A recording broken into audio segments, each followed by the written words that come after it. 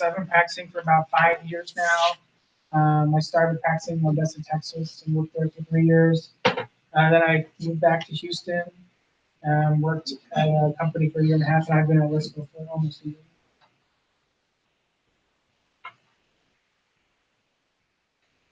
So I just kind of want to start with an anecdote.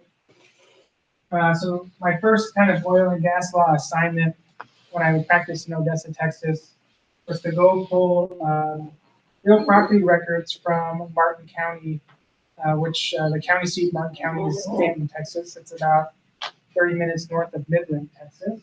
And this is actually oil and gas law. So it's not being out in the field and looking at rigs and things like that. It's looking at records and determining who owns the mineral interests, or essentially who owns the oil in the ground. So I went to the courthouse here, pulled some records, which are hundreds of pages of records reflecting ownership over 200 years of history.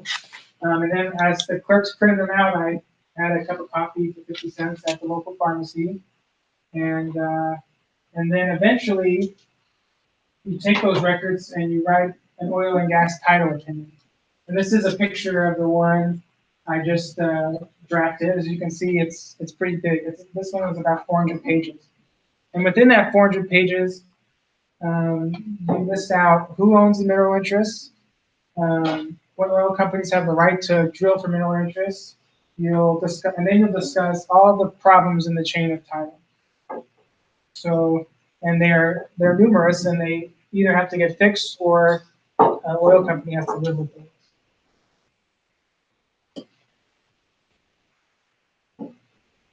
And so I just want to talk before we get a deep dive about some potential impacts of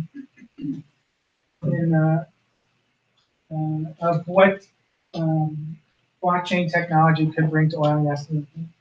And the first one is to significantly reduce costs and time to start drilling. The second is democratize oil and gas mineral ownership, financing, and investment.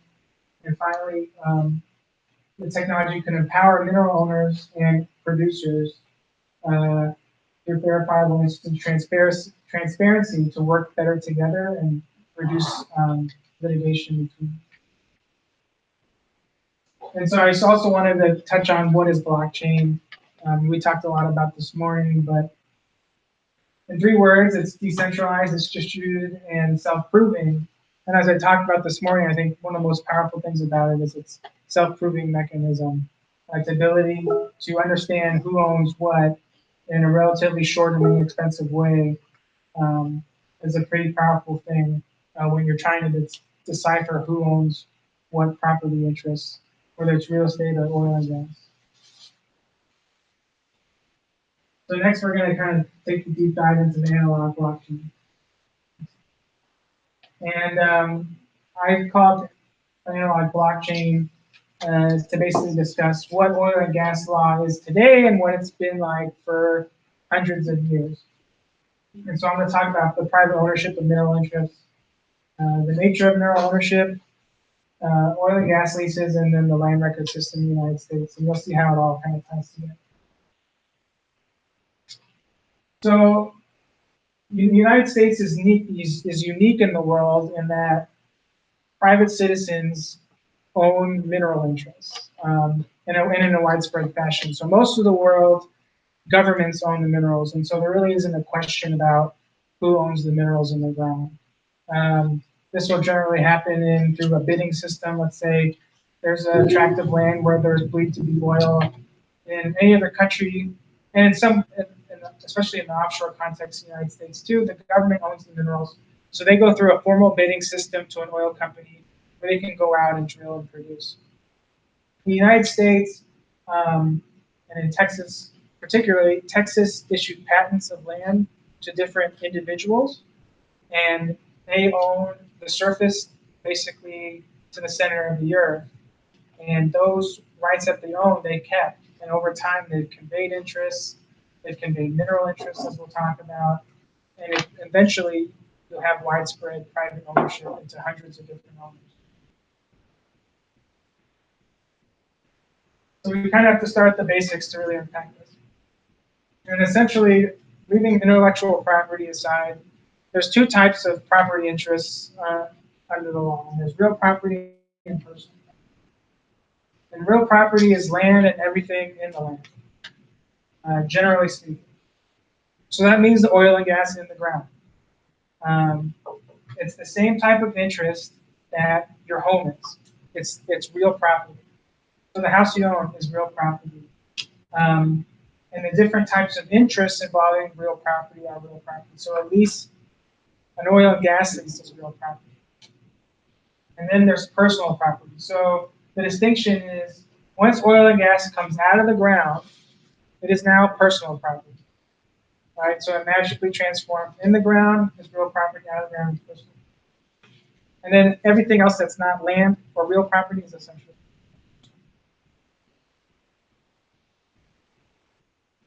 And here's just a sample of the different types of real property interests.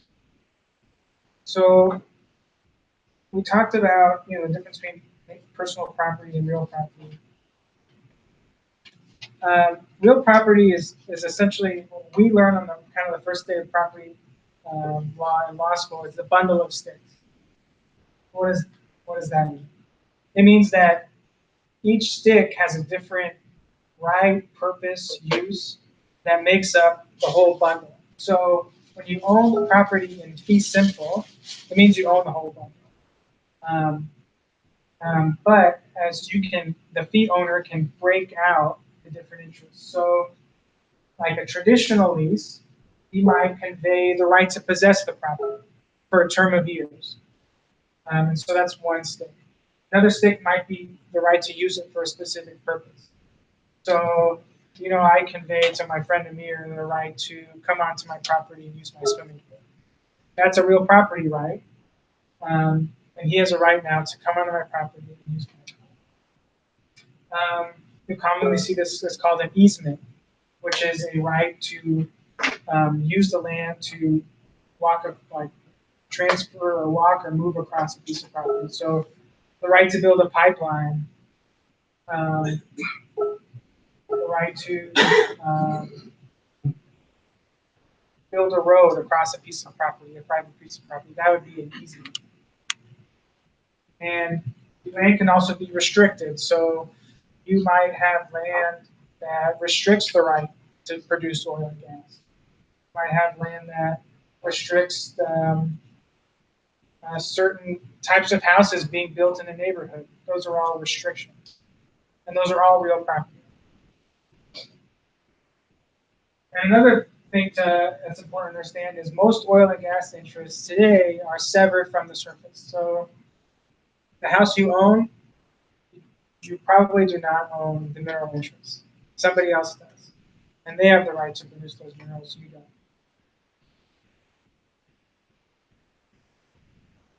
And so getting into mineral interests, there's different types of mineral interests that have been developed over time. And so when I talk about mineral interest, I'm just talking about generally the right to produce oil and gas from property.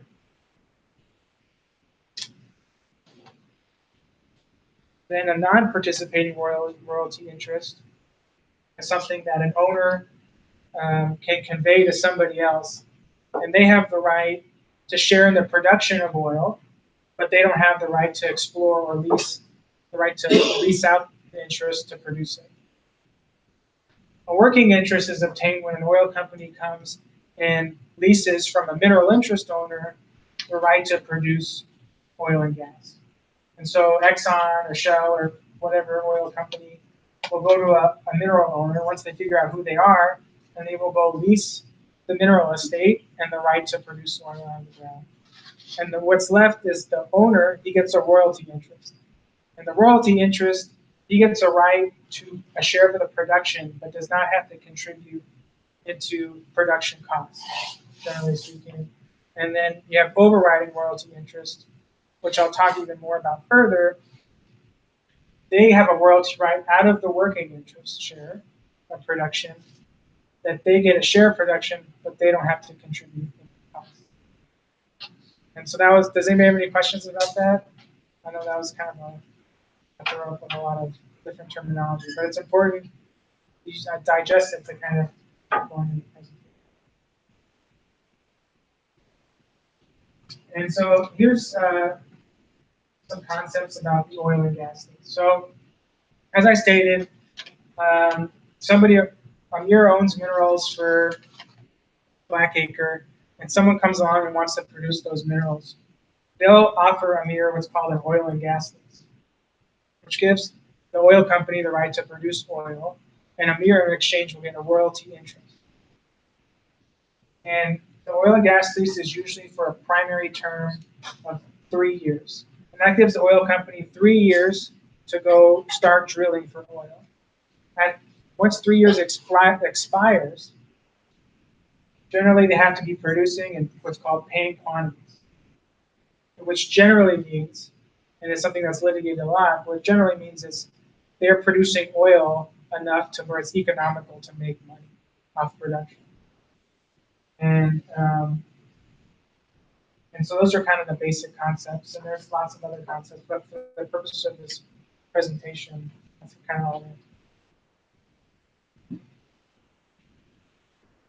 And the last concept about real property that's important to get into is the land record system, and this is kind of the part where it starts to translate more to blockchain. So in the US, and I'm sure in Canada and other countries, there's a land record system that the government maintains, the local governments maintain, that identifies who owns what land in the county. And it puts the world on notice that somebody owns this interest, and it's a way of protecting against fraud.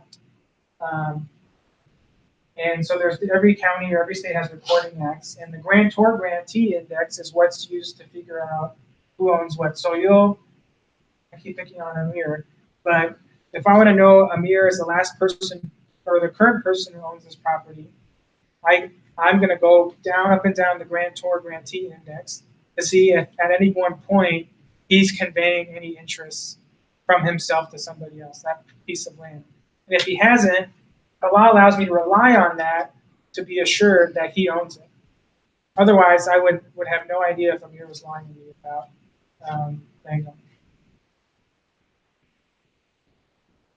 So here's an example. So Donald agrees to sell his golf course to Joe for $1 million.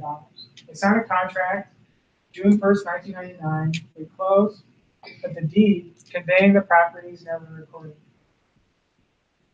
So the public land records reflect that Donald still owns the golf course. Year goes by, and James meets Donald. He wants to buy the golf course. He offers him $2 million. Contract is signed, they close, and this time, James records the deed. So now it's in the county land record. So does anybody know who gets the golf course? James, right. James gets the golf course because he filed it of record. And Joe, he doesn't get the golf course. And Joe can file a lawsuit against Donald to get his money back, but he's not getting the land. And so this is kind of the process that land professionals, oil and gas land professionals, and oil and gas title attorneys go through to determine who owns oil and gas minerals.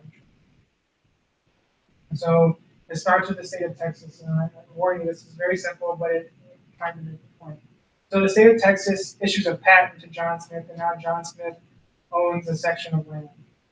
And then he conveys his interest to 2 different people. And Jordan Benefit dies, he leaves it to his kids.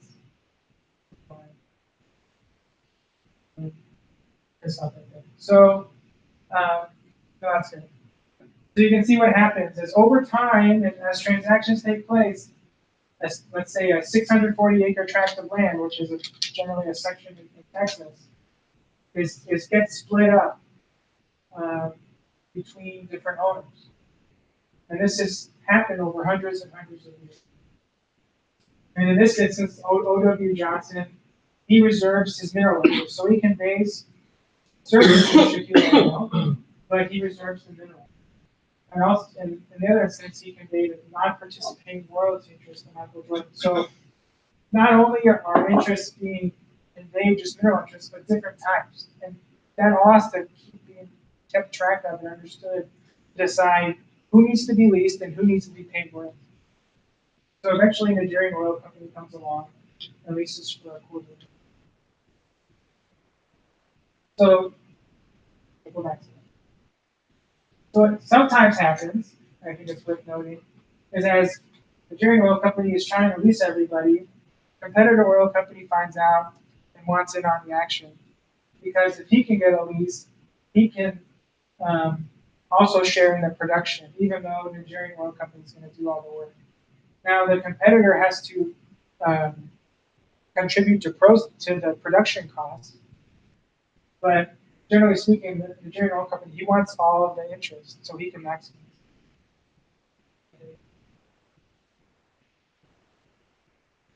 Okay, so this is the same chain. The blue is from above. So that ends up what ends up happening is, so everybody's leased and I'm ready to go drill. But maybe I want to finance, maybe I want to incentivize my partners into helping me with the project. So I might convey what's called an overriding royalty. And what I said earlier, overriding royalty interest is a right to share in proceeds, but not have to contribute towards production. And so you can go. Going back a second. Yeah. What happened to the sister? Did I forget to bring somebody here? Go back one. That Liz. Oh, so this is, I just ran out of space. So I was just trying to bring, She should have a court. Assuming yeah, she you're had the exactly right. So she's on these things. So, and Les can remain on lease. I should have mentioned that. And she's just a working interest. So she has to contribute. So what ends up happening is, so we have an overriding royalty interest. And we click next. And then these overriding royalty interests, they can assign their interests even further. So the overrides can get split up into different. So in this instance, the King of Wakanda has 1/8 overriding royalty. Alfred has a 1/16 royalty. Peter Parker has a 1/32 royalty, if my math's right. Bruce Wayne still has a 1/32 royalty. So you can see it can get even more complicated, even more. So now we can talk about going digital. And one thing I think it's good to mention is, and it was mentioned earlier this morning by somebody, like this stuff is complicated, right? So the coding, the ability to create a blockchain on such a complicated chain of title, while conceptually I think is good, there's still a big question about, is it possible from a total view? Could take all the land records, all the oil and gas records, and put them on the blockchain? I mean, that would be a monumental effort, right? It'd be a valuable one, but it'd be monumental. And the other challenge is that, the law changes and cases come up in front of judges, and judges also change the law. So, one benefit of a blockchain that people rely on is the permanence of the records. The chain is permanent and won't be changed. And when entities, at least historically, like Ethereum, have gone and found a need to change it, it creates these disruptions. Similarly, in the law, that also creates disruptions. A judge comes out and he changes the law for whatever reason, good or bad or indifferent. It creates shockwaves, and it can change ownership. And that's all towards, thinking about, is this concept a good candidate for blockchain? So, I mean, I think it comes down to a couple questions, whether it's a worthwhile project. And one is, in some shape or form, one is, does it reduce risk, and does it increase efficiency? And does it do it to an extent that makes it over? So the benefits of moving oil and gas interests to a blockchain, as we as I stated in the beginning, is you can significantly reduce the time and cost to start drilling. So the process of determining who owns mineral interests and royalty interests costs hundreds of thousands of dollars. It costs, you have to pay land professionals to go into courthouses, pull records, try to determine who owns the records, go lease the right people. Then you come to me and I'm going to verify that, give an opinion that it was verified correctly or what needs to be fixed to make sure it's verified. And that takes months, sometimes longer, and it costs a lot of money for all that manpower to figure all that out. So imagine if you can reduce all those costs and get a drill in place faster, how valuable that could be to producing the mineral interest. You could also democratize oil and gas mineral ownership and therefore financing investment. So you can imagine a situation where, and I'm going to go into a further example in a minute, a situation where if you could self-prove some of these interests, then it'd be easy to go to anybody in the world who wants to invest in your oil and gas project and get investment. And they don't have to hire, well, I don't say they have to, but it'd be a lot easier process for them to verify ownership and make a secure investment with the reduced fraud risks. Here, generally, to make an oil and gas investment, usually the assets are placed in a limited partnership, and then you'll go into a limited partnership agreement. You have diligence to perform to make sure the assets are actually owned by a limited partnership. You have negotiations about the investment. What if instead you got something like a Bitcoin, which just says, I own an interest? And so you can go out into the world and raise money in a whole new. No, go back. Sorry. Thank you. So, and finally, there's a push and pull between mineral ownerships and royalty owners, or minerals owners and oil companies, about making sure payments get made and get paid on time. You can imagine a lease becoming a smart lease, making sure without human intermediaries that payments are made accurately on time, and there's a process to verify all that. Or when the lease expires, there's not a legal battle over deciding, oh, did we lose production in paid quantities? If it doesn't work out, the lease can automatically expire, and then we have to go, the oil company has to go in.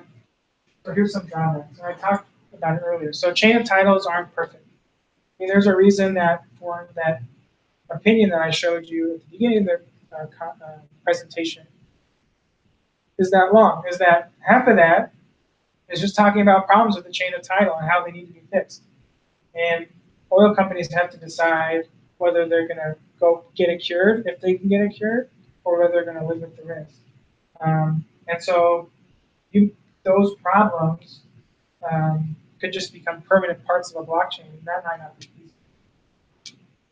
And then removing land and title professionals, that might not be a good idea because things are so complicated. So a lot of the stuff that we do and judges do, it's judgment calls based on history, based on what works. And in very expensive projects, you need to make, in complicated projects, you need to make judgment calls. And then, the transition, we've been doing oil and gas like this for hundreds of years. So the transition might be a difficult one in trying to implement, and it might do harm before we really kind of get it right. And what are the side effects of that? And then if you're really into alternative energy, or if you think alternative energy is very important, do you really want to make it easier to produce fossil fuels? Spend the money in investment, whether you're government, or whether based on moral reasons you think it's right to try to find a way to make fossil fuel production cheaper and more. And so this is kind of the idea, that practical idea, maybe in the next 5 to 10 years, that may be possible, and that it's the overriding royalty initial coin offering. So I talked about earlier about what an overriding royalty is. It's something that the leaseholder, the oil company, conveys to somebody else, and in exchange for payment, they get a royalty interest or a share of production in the oil project. And this isn't like a stock. It's not a token or a coin. It's a real property interest. So fundamentally, under the law, it's something different. It's something that you can convey. It's something you can split. It's something you can leverage and foreclose on that has like a track record of doing so. Now, banks give loans on the mineral interest all the time. So you can imagine a situation where somebody can create an initial coin offering to raise money or funds for an oil and gas investment.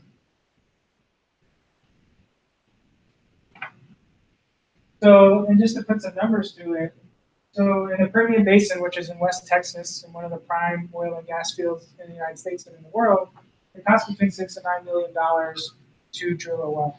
This isn't the land cost, this is the cost to get a rig in place, start drilling, and get oil out of the ground.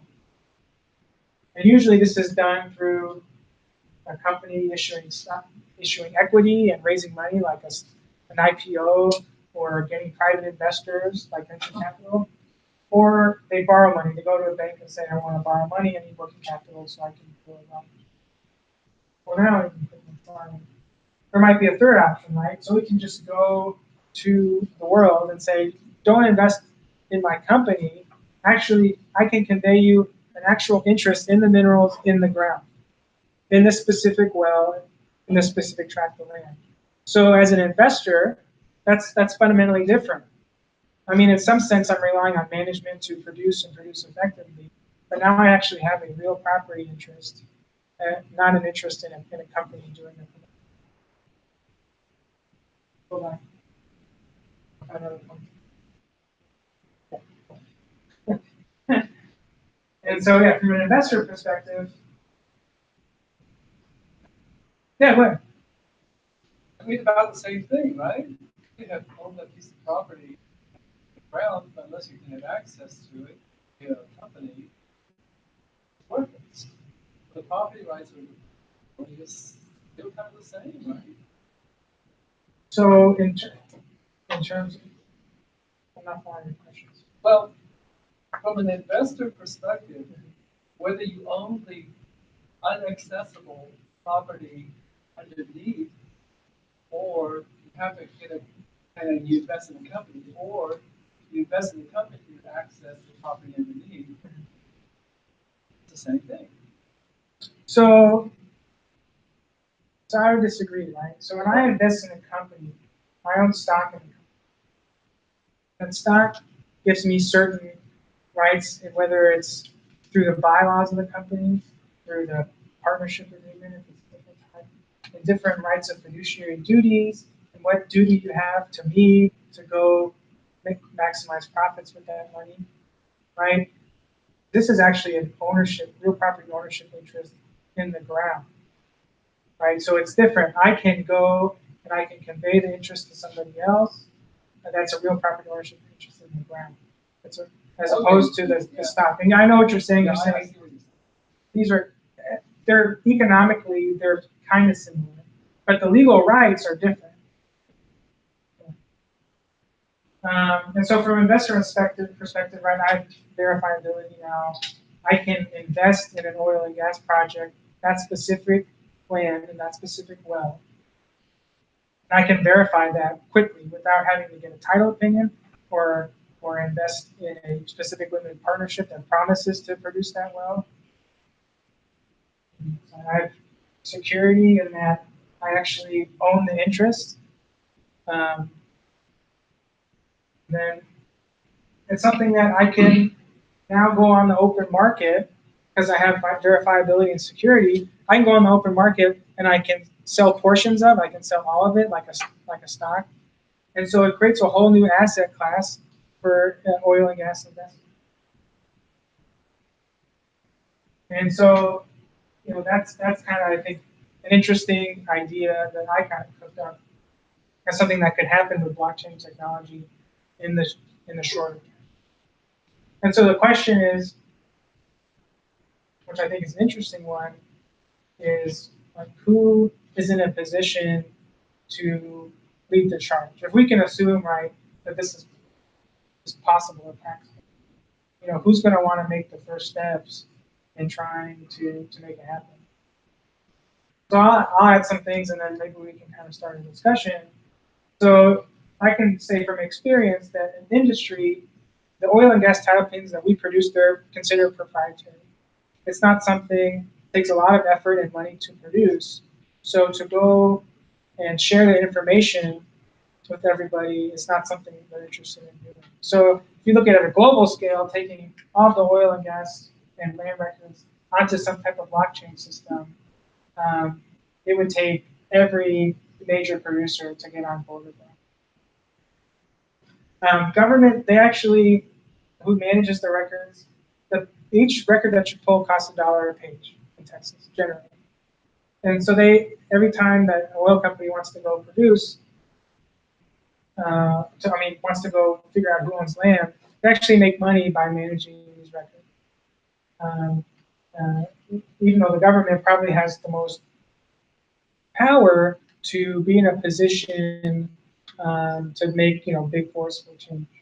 And then you can say a tech company, it would be a monumental effort for a tech company and take a lot of capital and runway to make it possible. But there is value if you have the best efficient product, keeping in the oil and gas space. Like if you have really good seismic data on a piece of land, you could license that information and have legal obligations to make sure that doesn't get out. So those are kind of the kind of discussion. I don't know if anybody else has any thoughts.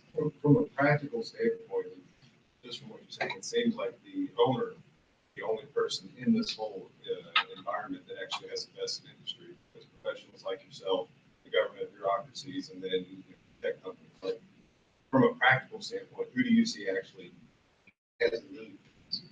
So I think based on the potential benefits, efficiency benefits, I do think oil companies have a lot to gain. But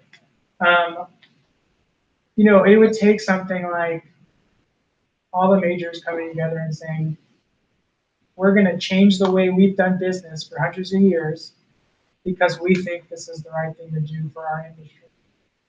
And so it might get to the point where maybe they need to do that because alternative energy or somebody is kind of forcing them to change that kind of course. Yeah, to become competitive again. But in the short term, it would take either a fantastic leader or a few leading companies to come together and say, we're going to invest in and we're going to share this with everybody because we think it's going to benefit all of us. Well, I was going to say BP, Shell, and Statoil are already doing that. They have a consortium formed to work on a trading platform and supply chain acceleration platform. So that is what's happening.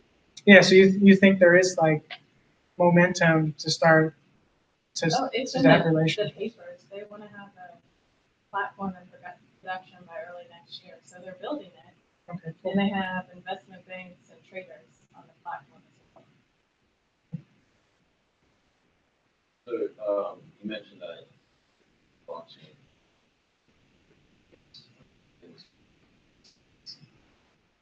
Better. More.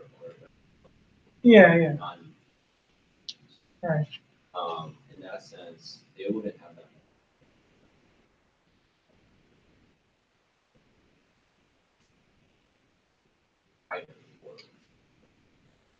Right. A lot of risk factors. Just a bit. Sure. Sure. Should be standard or something.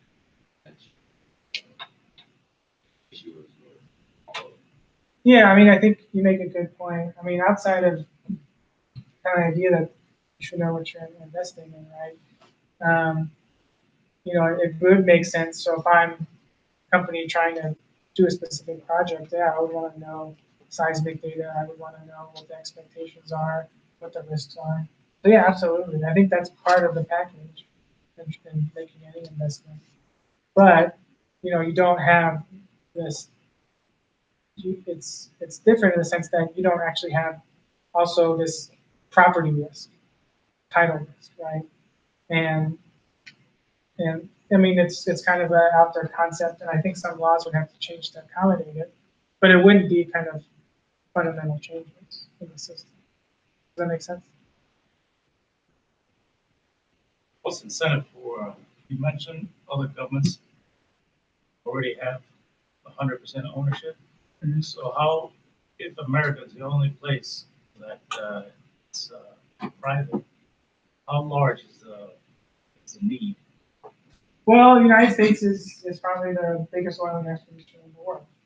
Um, and I would argue part of that's because of private ownership of minerals, because people stand, it's a kind of capitalistic argument, people stand and make money from production of minerals that they want. And that's kind of push things along versus kind of a formal bidding process, which depends on the persons in power if they care about promoting the fossil fuel industry. Offshore, United States is a good example. Under the Obama administration, offshore oil production pretty much has come to a halt. I was just at a offshore oil production conference earlier this year, and there was a lot of excitement because all the lands that were kind of shut down are now coming back online on a new bid system.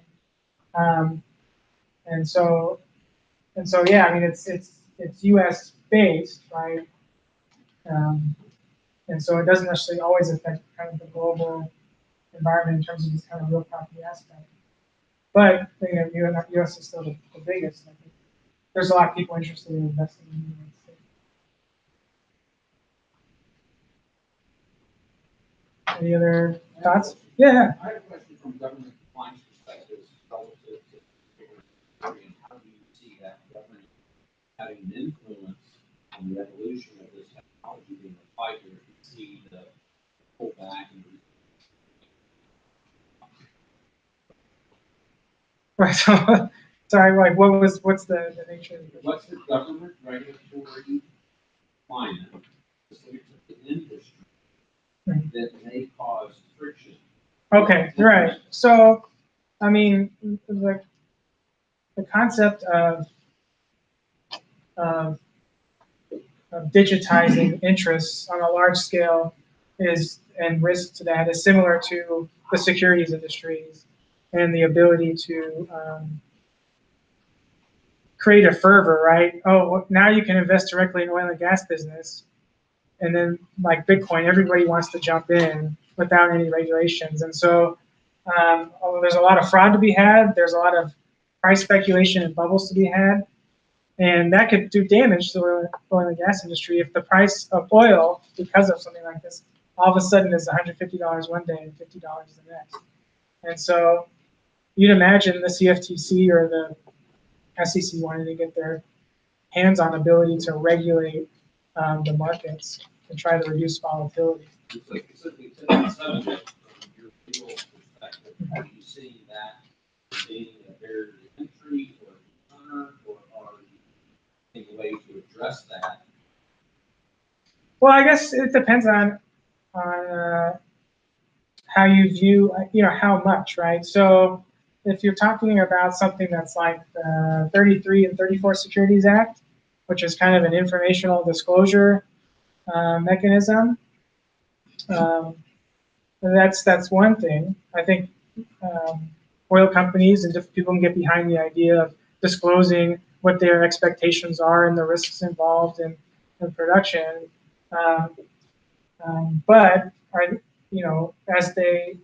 is the expectation going to be, did you drill the well? Let's say we do the override royalty, and then the government comes in and says, hey, we want you to have proven reserves and production and paying quantities before you issue an ICO. Well, that might be a problem because the whole reason an oil company wants to get the ICO is because they don't want to take out debt or they don't want to do other traditional financing methods to produce. So that's the type of thing, right? The tightrope, I think, that that the industry would have to play with the government in trying to figure out the feasibility of something. So are you facing that head on, or are you in dialogue with CND? No. I mean, this is kind of just an idea that I've come in trying to think about real property interests and oil and gas interests, and what it could mean for the industry. And I address that to you simply because I'm the Director of Money Service Business Department Treasury, having adopted Bitcoin early on, and already having been audited by the authority defenses, having been Microsoft. So in your application, it's unique to the industry, but yet you have all these other outside influences that impact you. So I was learning. Yeah. No, I mean, I think, right, so it's very conceptual, but I think you make a great point, right? It's like the oil and gas industry is a very political topic, right? And so, that's definitely going to play a role in something like this. And did you want to enhance it or make sure easy money for oil companies, or easier money, I should say, or another option? I won't call it easy, but another option is there for production to take place, an investment. Okay, so we'll kind of wrap it up. So, these concepts I talked about today, about chain of title, I mean, they really apply to anything that's in title. Real estate, we're talking about real property, real estate investment. It could play a role. Any equipment, if you can verify ownership and reduce fraud risk very quickly, I mean, I think that's going to improve investment opportunities for collateral and for outright purchases of different items. And so, like I said, financial products go along with the ability to title. Anyways, that's it. If you have any more questions, appreciate the time, guys. Thanks.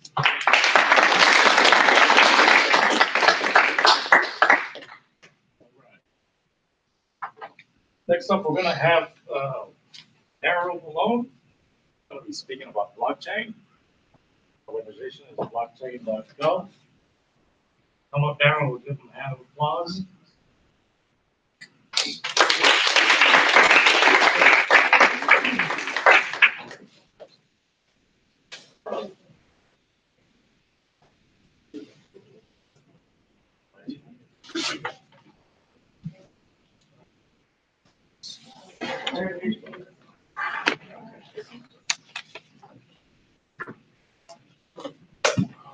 So, how's everybody doing? Been a good conference so far, a good festival? Yes. Good to hear. All right, so my name is Darrell Malone. I am co-founder of Coinvault ATM, founder of Darrell K. Malone Consultings. Some of my clients have been Factum, which is another blockchain startup, Internet Bar Association, and I'm also the executive director of the Tubman Project, which is working on artificial intelligence public defender. I'm a software engineer by trade, so that's my main skill set. What I'd like to talk to you about today are some of the higher order functions of the blockchain technology, and specifically how a lot of things that we think of as government activities or some of those larger scale coordinations can actually be moved onto these types of systems. So first of all, this is not about cryptocurrency, right? I know that's kind of the killer app in the space right now, the whole idea of ICOs or things that you trade and you buy hoping that they'll go up in price and things like that.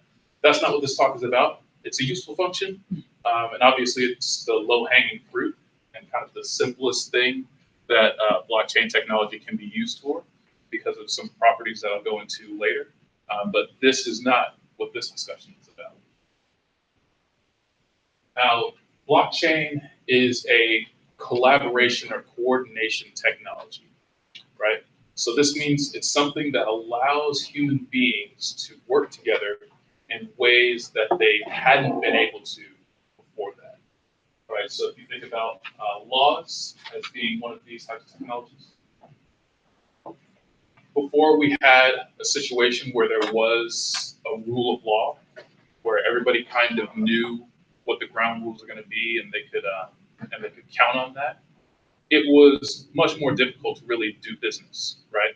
That's why we had situations where you have people who initially start out as robbers or whatever will become kings, and they basically will now institute their own laws because they have the force to do so, right? Because without rule of law, that's essentially how disputes get managed.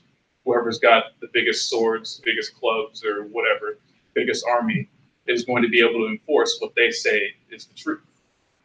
So once there's a situation where that force or that body has laws that they're going to abide by, it makes it easier to do business.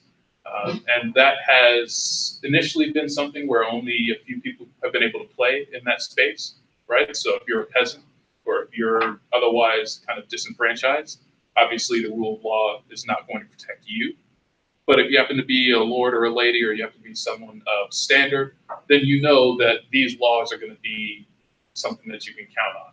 So if you have to dispute with somebody, you can go to your judge, your king, your whoever the case may be, make your case, and if you're found in the right, you're going to get your needs met. So that enables a much larger amount of collaboration between human beings, right? Because you're not worried about, okay, do I have to constantly watch my back? You kind of know what the ground rules are. You can take on bigger projects. It also allows humans to gather into larger societies without conflict. So rather than having tribes that are going to be constantly warring between each other and trying to solve their problems that way, you can have larger organizations such as cities and eventually states that can form on the basis that they all have this collective agreement between each other. Another collaboration technology is, of course, money. Obviously, this is something where people who are interested in blockchain are familiar with kind of the overlay there. But money, in a lot of ways, is an economic collaboration tool, right? So if you have a situation where all you can do is barter, and all you have to work with is what you can carry, what you can produce, and that's the only thing you have to trade with, it greatly limits the amount of business that you're able to do. If all I can do is make horseshoes, and I want to go and get something from a baker, and he doesn't have a horse, there's not really much that we can do, right? There's no real interest in us doing business together. But once you have a medium of exchange, whether that's gold, whether that's banknotes, whatever the case may be, whether it's a cryptocurrency, now you have the ability to do these trades without having that immediate need met. This also allows larger order things such as investments, right? I can't necessarily go and drop a pile of, horseshoes and nails and things like that at somebody and say, okay, we're going to go and start this business over here. Doesn't really make sense. But if I can trade those things for money, and I can give this money to someone else and they can trade that for what they need, now we were able to go and do business together. Now a large group of people was able to come and combine their capital and take on much larger projects. So it doesn't seem like it's a big thing, but this is actually huge in what it allows human beings to accomplish, and in the really larger scale projects that allows us to tackle. Blockchain is very similar to these types of technologies. It has a very similar effect on human society. And so that's what I'm going to go into now. Now, there's a couple areas that I'm going to talk about here. We're going to discuss resources. And so this is things that come out of the ground, things that grow, things that, whatever you can hold and trade with each other, or not necessarily even hold, but things that you can trade with each other. Trust. So this is the idea that you know what's going to happen in any given situation and you have faith in that. And then there's markets, which is basically just the ability to trade. So starting with resources. Two things that are very interesting projects are Grid Plus and Zero Waste Management. So here we're looking at resources, right? These are areas where it's a resource that's either so cumbersome to deal with or so difficult to create, distribute, what have you, that a lot of times the government will get involved. Not so much in Texas. We actually have a fairly privatized energy market. But for a lot of cities, a lot of countries, the energy is actually controlled by the government. They determine when it's going to be produced, they determine how it's going to be transmitted, and they determine what price it's going to be bought for. Now, with the blockchain technology, that no longer becomes necessary, right? Now, in a normal state, if you have something where you're trying to send energy from one person to another, that's going to require building power lines. And if you're going to be doing that on a massive scale, that means a lot of lines. That means a lot of specialized expertise needs to go into creating these lines. And so it's highly unlikely that as a private citizen, it's going to make sense for you to do that, right? Most people do not have the money to build even a citywide grid. So it doesn't really make sense a lot of times for that to be a private business. Now, obviously, you have money that comes in from other places and things like that. You can do that. But generally, if you're within that community, you're not going to have that kind of capital to do these things. So a lot of times that has been left as electricity is spread throughout the world to governments where they already have those collective resources. They already have that collective will and the collective interest in electrifying a community. With blockchain technology, specifically there's a project called Grid Plus. They've developed a system of peer-to-peer energy trading, right? So initially this is done where you will have one node that is connected to maybe a power buyer and another node that's connected to maybe somebody who has a solar panel or something along those lines. Now this person who's generating electricity through this solar panel is actually able to send energy to their neighbor who needs it.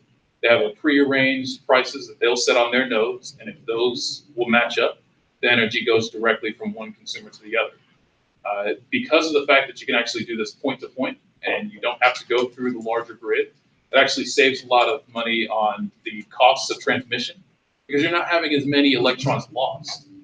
Every time electrons are traveling through a wire, that's not a perfect form of transmission. There's energy loss along the way. So if you're going a longer distance, if you have to send an electron back to the grid and then back to your neighbor, there's a lot of energy that's being lost there that doesn't have to be if you have a peer-to-peer transmission. So that's one aspect of this. One thing that Grid Plus doesn't do, and one area where I think blockchain can be even more influential, is in the actual investment in infrastructure. Right now, Grid Plus, for obvious reasons, is focused on their business case, which is getting people to sell energy on existing grids. But there are a lot of places in the world where there are no grids. So for example, I'm going to be making a trip coming up here pretty soon to Nigeria and Ghana, exploring the possibility of using this type of technology to spur investment into microgrids. So these would be in rural areas where there's otherwise no access to electricity, there's no connection to the national grid, but you can use blockchain technology to incentivize the creation of these grids. So if you think about just the amount of money and the amount of infrastructure that has gone into the creation of the Bitcoin blockchain. This is a network of computers, all privately held, that draws more electricity than several countries in the world. The country of Holland, this is a massive network in terms of the resources it consumes and in terms of the resources that have been put into building it. It's shot up the production and the need for graphics cards, and has even necessitated the creation of an entirely new type of computing resource that is specifically designed around mining Bitcoin. So if that sort of financial incentive can be used to effectively protect this network of private computers, I think that that same concept can be used to drive investment into microgrids and electricity production, transmission, and storage methods. So that's something I'm going to be exploring, basically making it to where if you're a private person and you want to put a line between you and your neighbor, maybe that makes sense because the payment mechanism and the medium of exchange and all of those other back-end systems are already taken care of. And then if somebody wants to go and create a line into that, it's going to seamlessly connect to the network you've already created. So this has the potential to have an organically grown microgrid that starts out with private just private people trying to get energy from one place to the next, trade energy within each other, trade energy more efficiently, and can eventually be connected into larger grids that will all be running on the same protocol. So that's just one example of the higher level of collaboration that blockchain allows. Another example is zero waste advocacy. Now, this is a group that is coming out of Austin, and they're working on effectively garbage, right? So much stuff gets thrown away in the United States. We're not very good at recycling. There are definitely places that are better. For example, Denmark, every trash can or everything you go, you'll see places where people will set cans and it's just there. Somebody will come by later, they'll pick up these cans, just, private citizen, someone trying to make money, go and turn them into some recycling center. And this all functions because they have kind of built a market around this. In places where you don't necessarily have the type of progressive politics that Denmark has, things like zero waste advocacy has the potential to create that market. So by having smart dumpsters and things that are effectively Internet of Things type, have connections between each other, you can have a trash bin that say, okay, I know that this is for aluminum. I can sense the weight of aluminum that is here. I'm going to go ahead and put a bid on the market for this aluminum. And then someone can go and purchase this and it'll be sent to them. They're still in the very early stages, but this is, again, another one of those concepts where you can take something that otherwise the government would have to step in and do and get everybody together and say, okay, here's how we're going to recycle this stuff and here's how we're going to reuse it and whatever, and just create a market to allow those same processes to happen.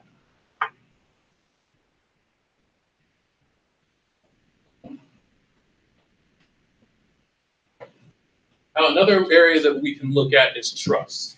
Now, again, this is kind of in the field of the rule of law, right? Where you have to have confidence that parties are going to act in a certain way. So one of a client of mine, a company that I work for, Factum, they're involved in the area of titles and the area of basically storing data in a provably immutable and permanent form, right? So there was a speaker just previously that was talking about real estate and real property titles and how all of those things can be recorded. Well, Factum effectively has a way to publish this data so that if, let's say you have a title or you have a royalty that you want to publish, you write this to the Factum blockchain and it allows it to be published in multiple blockchains as well as their own, and that creates a permanent record.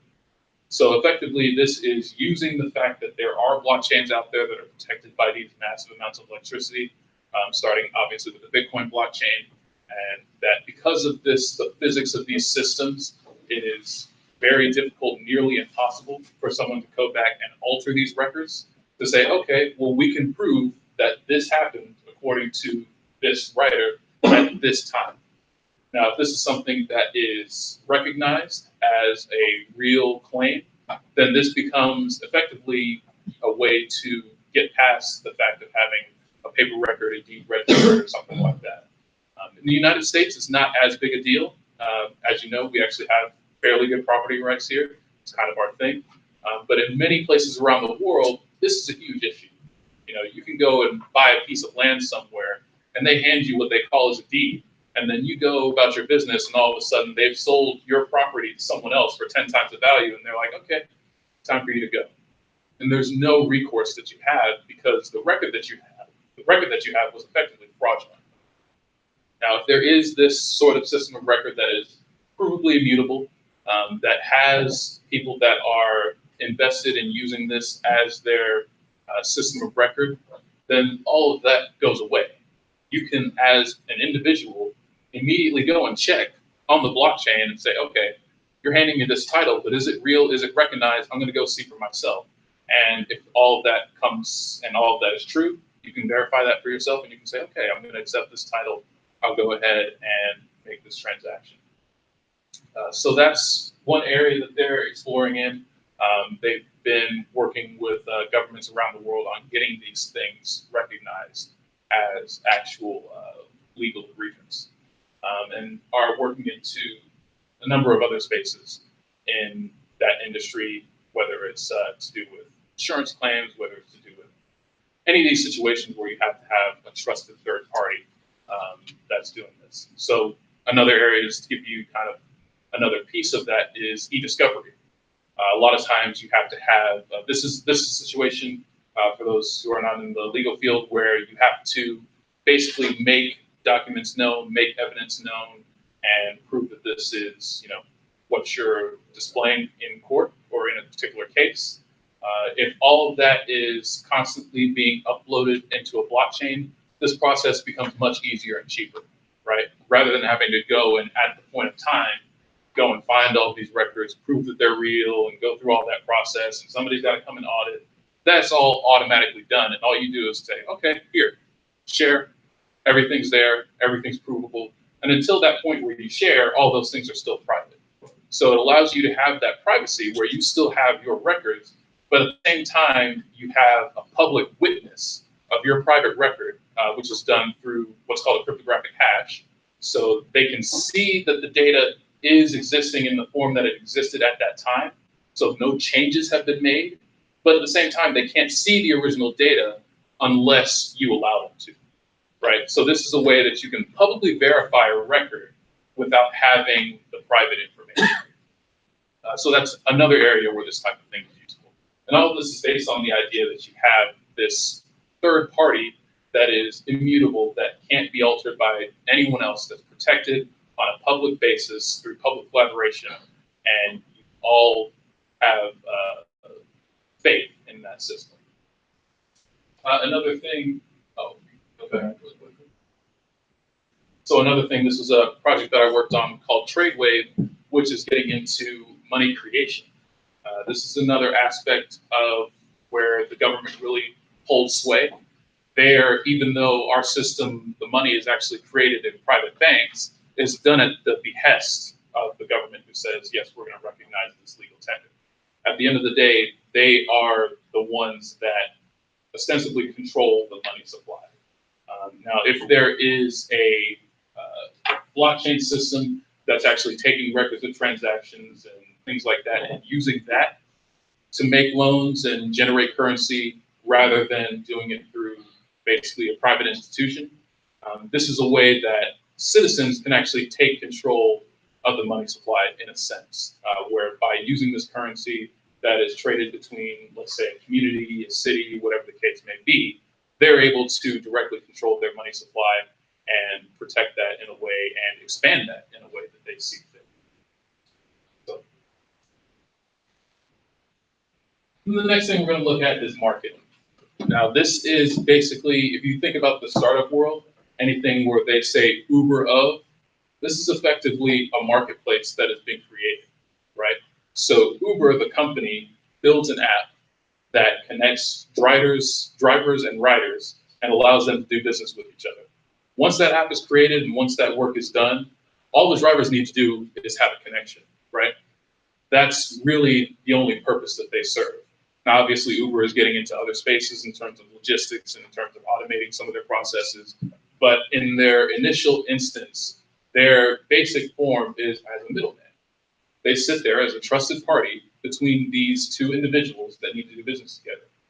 You can see many of the examples of this, whether it's things like eBay or Amazon, where you have effectively sellers being connected to buyers, or you have situations such as advertising, where you basically have people that are creating an advertising market and then selling those eyeballs effectively to people who want to have access to those viewers. This is obviously an area that's ripe for any technology that is good at disintermediation. So we have situations like Spective, which is a product that is doing that exact advertising model.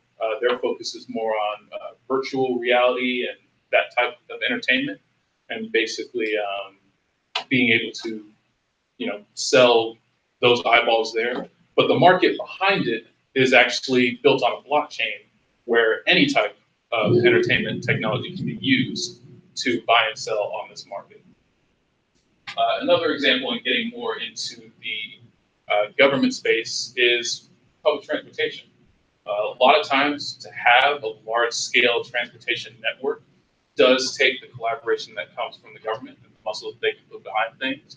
And a lot of times managing that market is also done through the government.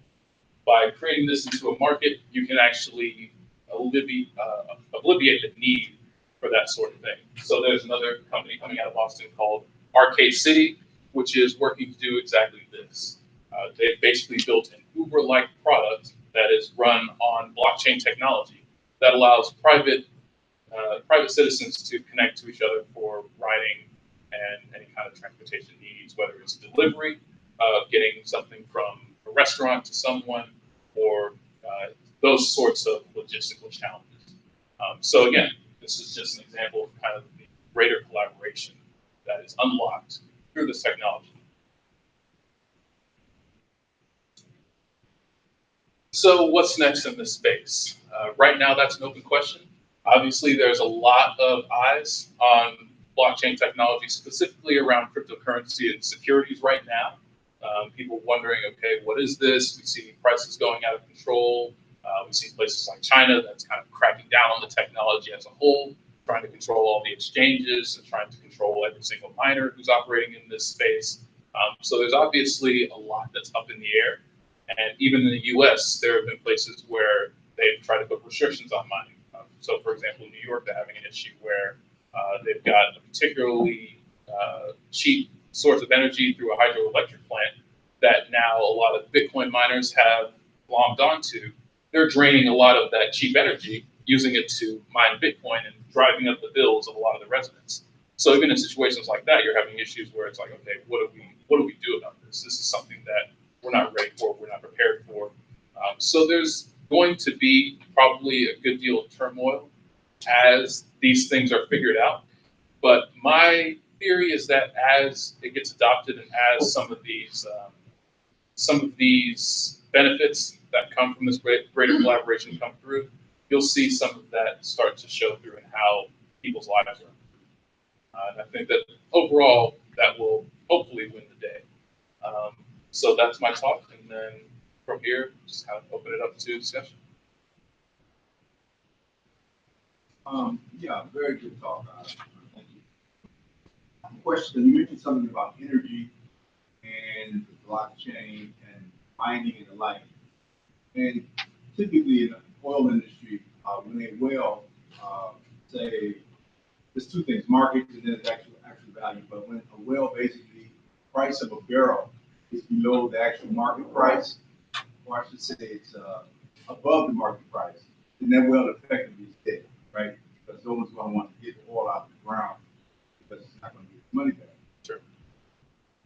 Transferring that to blockchain, you mentioned the amount of energy required to actually do its verification. Like, is there some connection right now? There's a bunch of euphoria around the whole system of blockchain, cryptocurrencies and the like.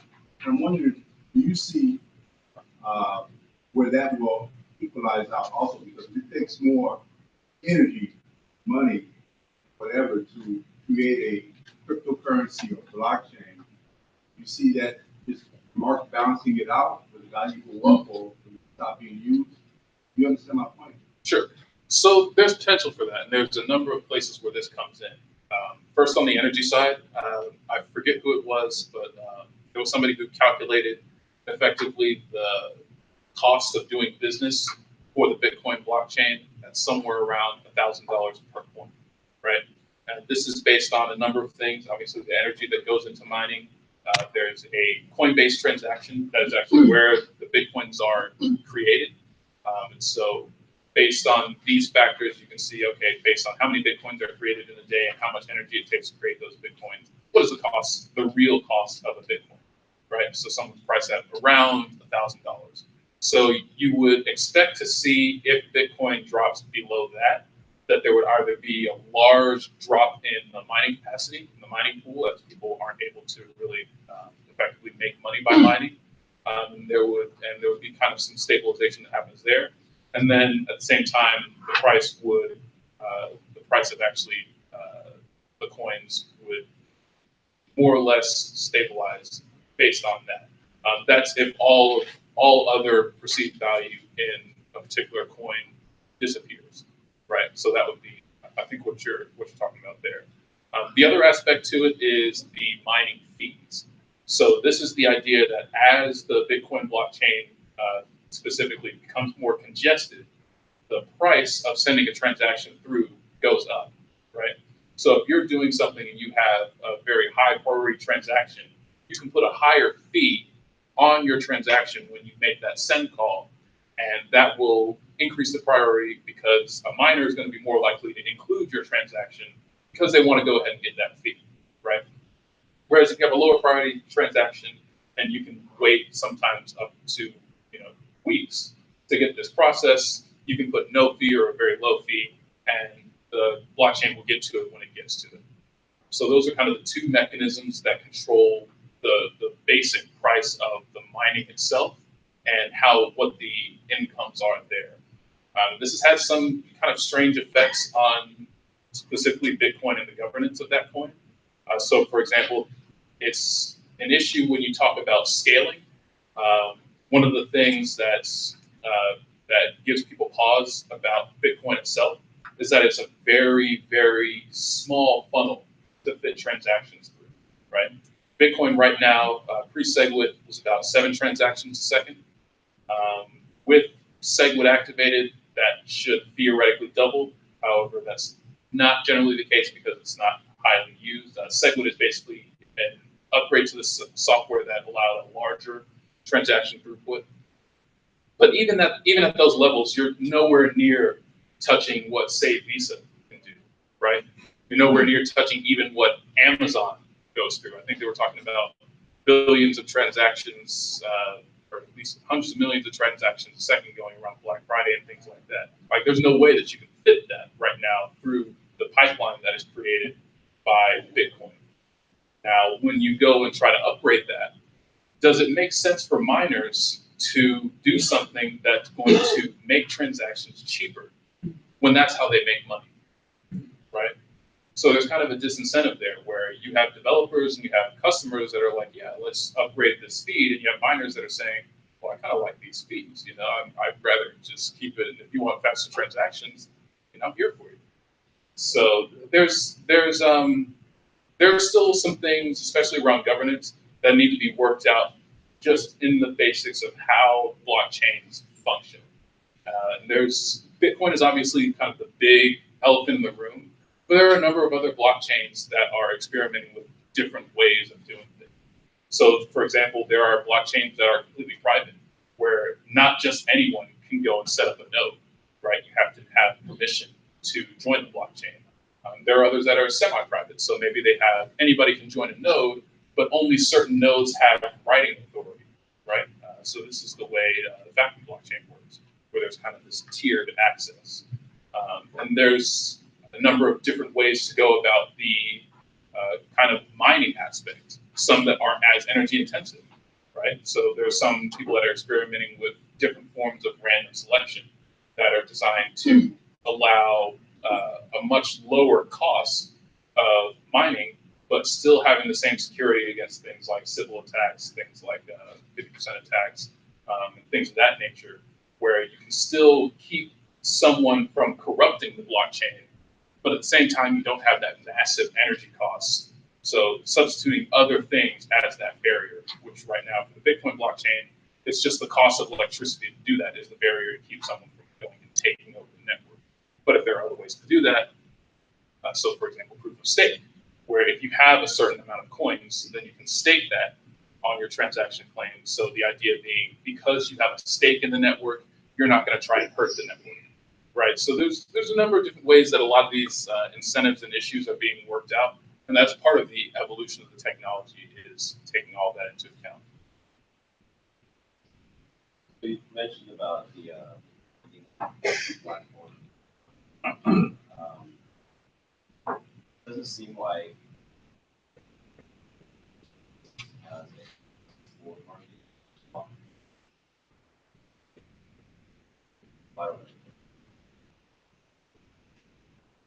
you see that and get the insight where you go on that side. Not as blockchain products, right? So there are people that are, well, depending on what you're talking about. Because if you're talking about collateralizing blockchain, there are definitely tokens that try to tie themselves to real world assets, right? So saying, okay, this coin is backed up by gold. So if you have X amount of coin, you go to these places, these exchange venues, and you can actually get a real product for the coin, and we'll take that. So there are some tokens that are trying to function on this principle, but in terms of futures markets as kind of built into the coin, not any that I know of, but I'd be interested to find out about any project.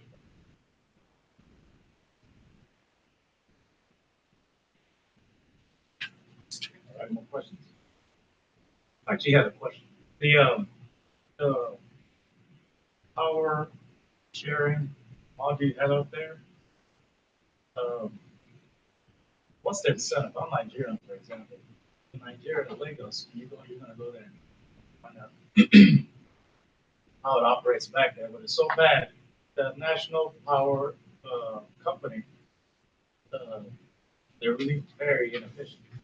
So every day around 5, 6 o'clock, there's such a noise pollution because everyone has a generator in their own house. So how do you incentivize? Because you really can't. You're gonna have Maria trying to get in business or awards with the national power company. You're gonna have to incentivize the actual individuals to do the peer-to-peer. I'm still trying to get my head wrapped around how that's gonna play out. Like they're already limited because the financial model has to be better, where the cost of the generator that they have to pay for and the cost of the diesel they have to purchase every day, which is not part of their living budget, to have electricity throughout the month. How is it going to be, you're going to convince them, hey, up on this, which is another career you're going to have, is educating them and say, hey, this is actually a better deal than what you're doing, which may seem still kind of conceptual to these people. Tell them, hey, this is actually better, it's going to be cheaper. It's a great idea. And there's another product here, it's called WePower, that's kind of doing something similar to that. But I'm still kind of confused how it's going to be actually implemented to where these people actually hop on and actually get it going. So I don't know if you guys are further down the road to actually getting that into place. So as you kind of already brought up, the incentive is already there on the private side, right? When people go and they buy generators and they do things like that, it's because they have an interest in generating electricity, even if it's for their own use, right? Now, at the end of the day, most of that energy is going to be wasted, which makes the way that Nigeria's current power system works extremely inefficient, not just in terms of the kind of side effects created from the fuels that are being burned and things like that, but also just because every individual is effectively siloed, right? So now they're generating energy that they don't need, that's more or less being blown off as heat or otherwise wasted. Part of what, and this is even with any kind of centralized energy distributor, there's going to be plenty of times, so they call it the duck curve, right? Where they're constantly trying to figure out, okay, what's going to be the demand at any particular point in time. You have a lot of people who are going to be turning things off during the day, they're at work or whatever, their ACs are off at home. And then at nighttime, the power shoots back up because people come home and they throw on all their devices, right? So there's this constant need to figure out what's going to be the energy use at any given time. And a lot of times that's not perfect. So you have a lot of energy that's getting wasted, even in those more efficient centralized systems. So when you have basically private people who are forced to generate their own electricity and then blow it off, that just multiplies so much, right? So there's a massive incentive, obviously, for the generation of power. So the question is, can we create the incentive for the transmission? Now, the incentive there is basically the money that you're going to make off of that transmission, right? So if you're blowing off all this extra energy, and instead you can sell it to the guy next door, that's obviously going to be a big benefit, right? Part of the strategy there is going to be partnering with some of the companies that are already on the ground. So whether they're in the production different energy resources, or they're in transmission especially. Because the thought is that as a transmission company, you don't care where the power comes from, right? You get paid for sending it. So regardless of whether it's a private citizen doing it, whether it's a giant, corporation doing it, as long as it gets from A to B and you can be a part of that transaction, you're happy, right? So I think that that's going to be a big part of the incentive. Nigeria is actually, as I understand it, recently privatized a lot of their electrical network. It's in the works. The organization is called National Electric Power Authority, but the people call it Never Expect Power Again. It is that bad. Like, the only time they don't, you're sure you're going to have power is when a soccer game, the national team is playing. But it's so bad, everyone has generators, and it's depending on what city you are. But not that they've been talking about privatizing it for the last 30 years, but it's just so corrupt that it'll take some time. But why it's so interesting, why it will work, because everyone is really, that's what everyone, I'm in oil and gas too. Tried a bunch of times, partnering up with Siemens and all these major companies to go there and build power plants with the bureaucracy is crazy. But it's a great idea. Main thing will be taking it from the idea stage, actually implementing it. That's what it's going to be tough. It's definitely doable. People, a lot of great minds get together. It's definitely something like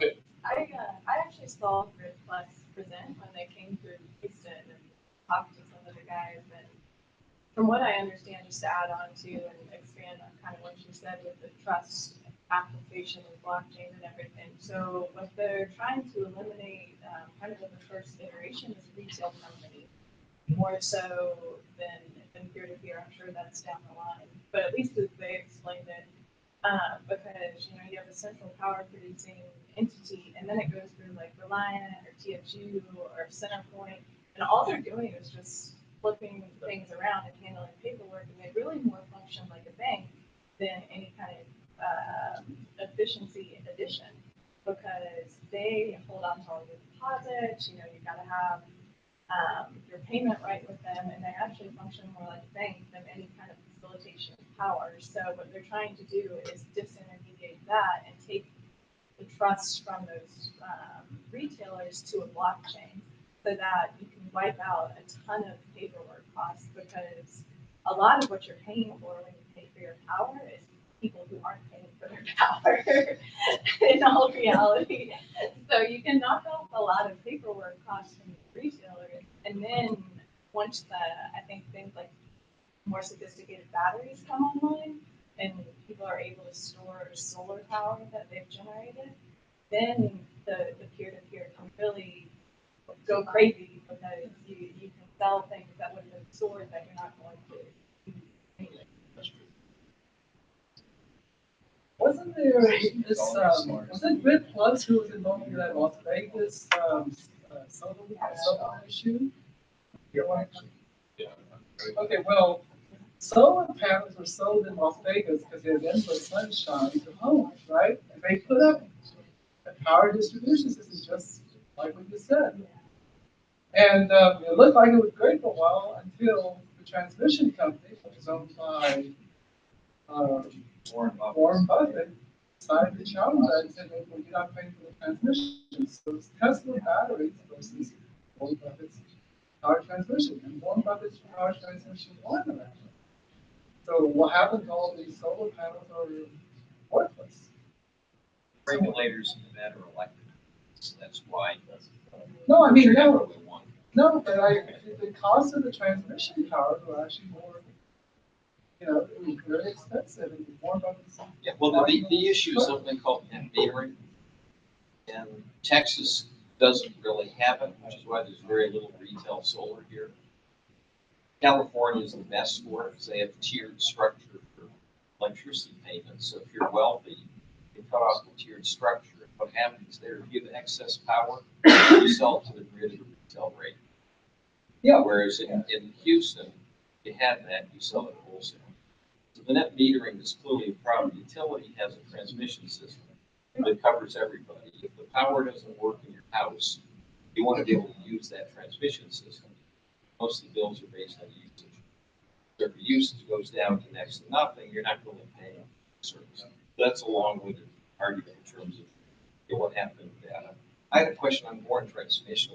In a lot of these areas in Africa, I was on the board of Solar City. We controlled or had an interesting company called Off-Grid Power, which is mainly in Tanzania, replacing a kerosene lantern in a hut with a solar panel, water through the thatch, a battery, and in effect a light bulb. And the key is you can charge your phone. Because as you know, you don't mail a bill to a hut. So everything's paid by cell phones. And there, at best, you'll get into microgrids, but I don't think there's any intention out of these areas to ever build a transmission system. Yeah. Just like the phone system in Africa, went from being 100 years behind us. The problem, I get better connection in the Serengeti than I get in these. And so basically, I'm not sure why the focus is a bigger grid system or it doesn't exist, because I think that's just going to be inefficient. You look at Latin America, theft is one of the biggest problems. Everybody taps into the lines. Yeah, and I don't think a bigger grid is necessarily especially not the initial goal. I think the initial goal is really to spur the production of microgrids, right? Because you have these situations where you can connect a bunch of solar panels onto huts, right? And all of a sudden there's an incentive to wire those huts together. Without any national grid coming in, there's still a good amount of power that's being generated. Somebody decides to put a battery, and now you've got something really happening, right? So it's the idea that you can have these microgrids grow organically. Now, if that community, for whatever reason, due to now having electricity and now being able to do some other things, becomes something of interest, and because that stuff's all on the blockchain, that's going to be something that's easy to see. It may, at some point later down the line, become something where you might want to run a larger line there, right? But that's assuming there's some growth there that's happening by itself organically. That's not like an initial goal of what should happen.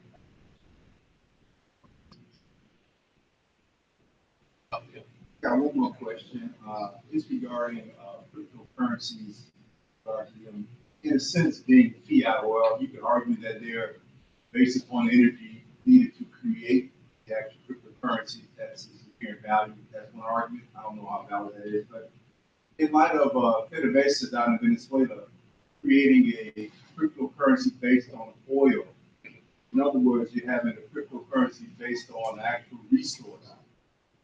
Versus it being more of a fiat or energy type. Do you see that as the future? Like the gentleman mentioned something about crypto. I know in Dubai they were talking about getting a cryptocurrency based on gold.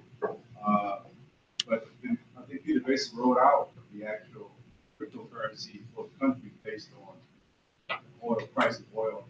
Do you see that as the future? Cryptocurrencies, resource-backed cryptos versus fiat-backed cryptocurrency?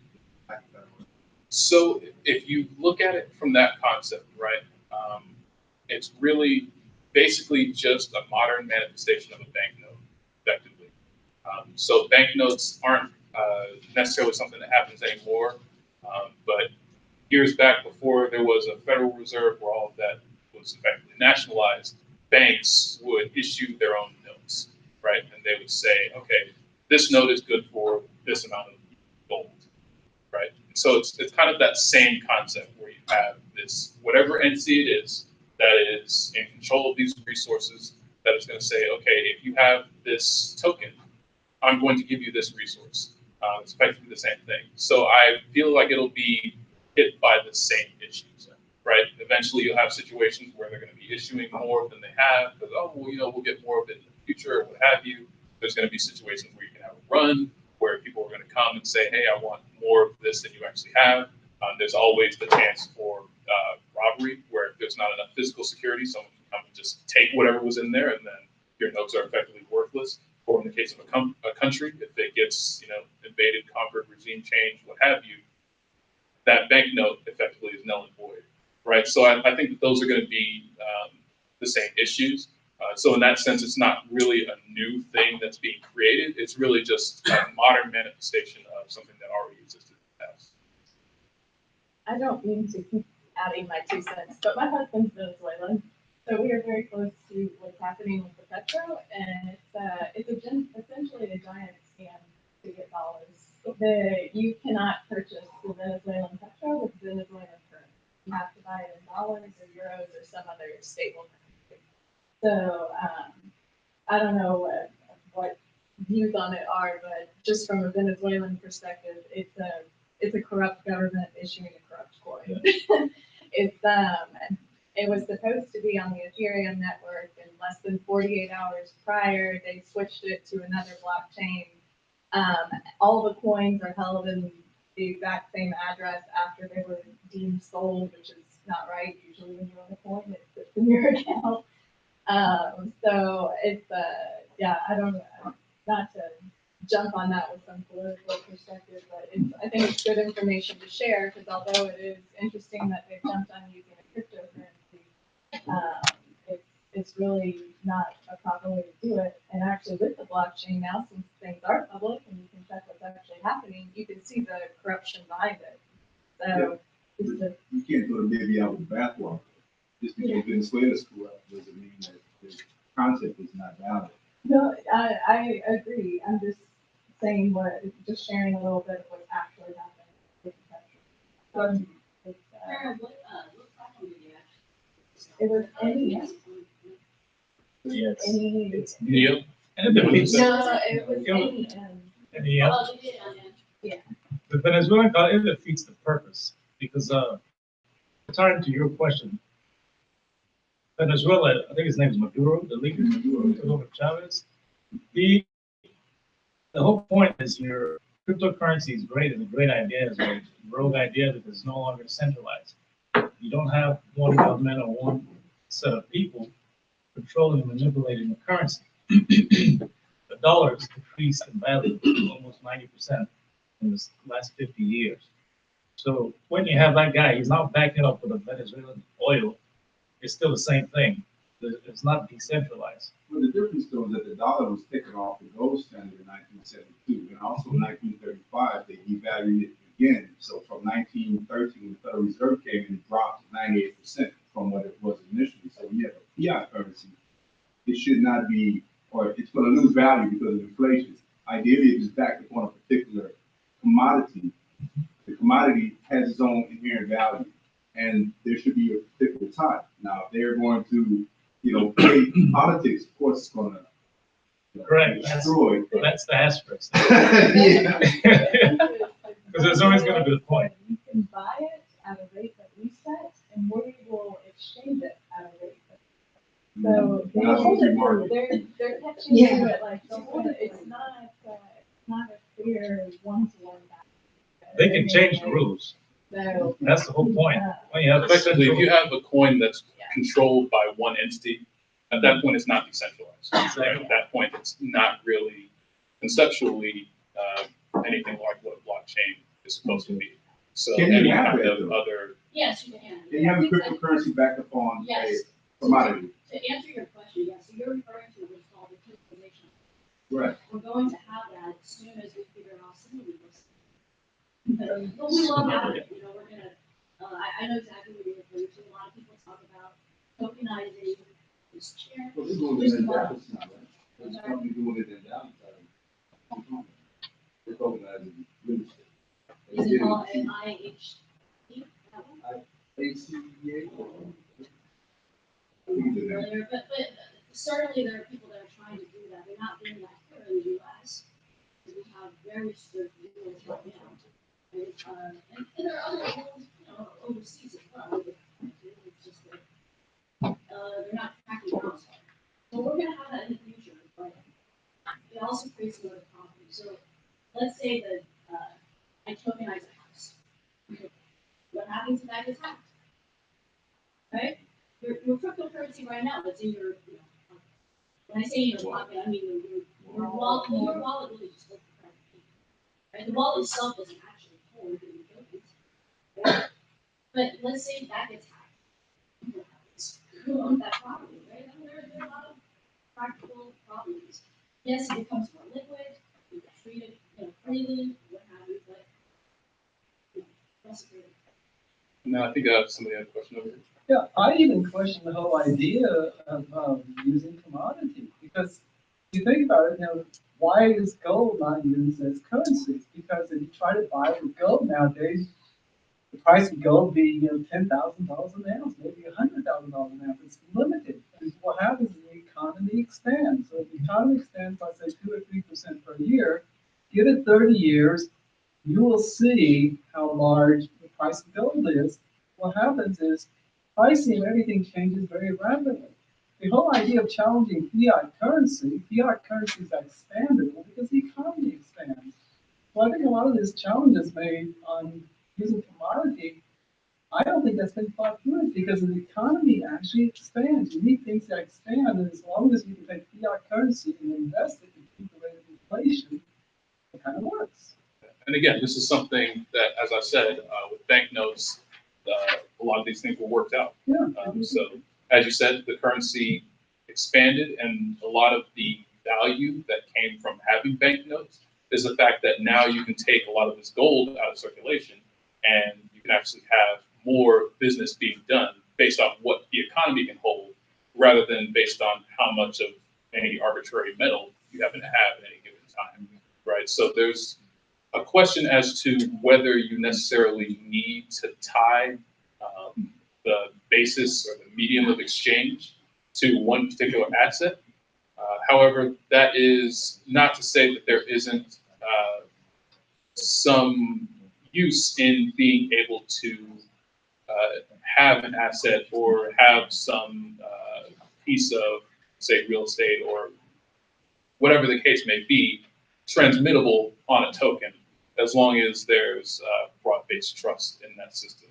So I think that the two things are, and so that's why I want to say it's not necessarily always about the currency aspect. Currency obviously is important, and mediums of exchange are important, but there's also the idea of just being able to denote ownership, which could be a completely different issue where you have maybe ownership of an asset, but that is not necessarily used all the time directly as a currency, right? So it just depends on how these things are used.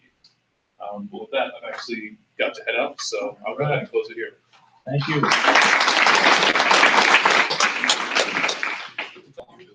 Okay, guys. Ready to get back to it?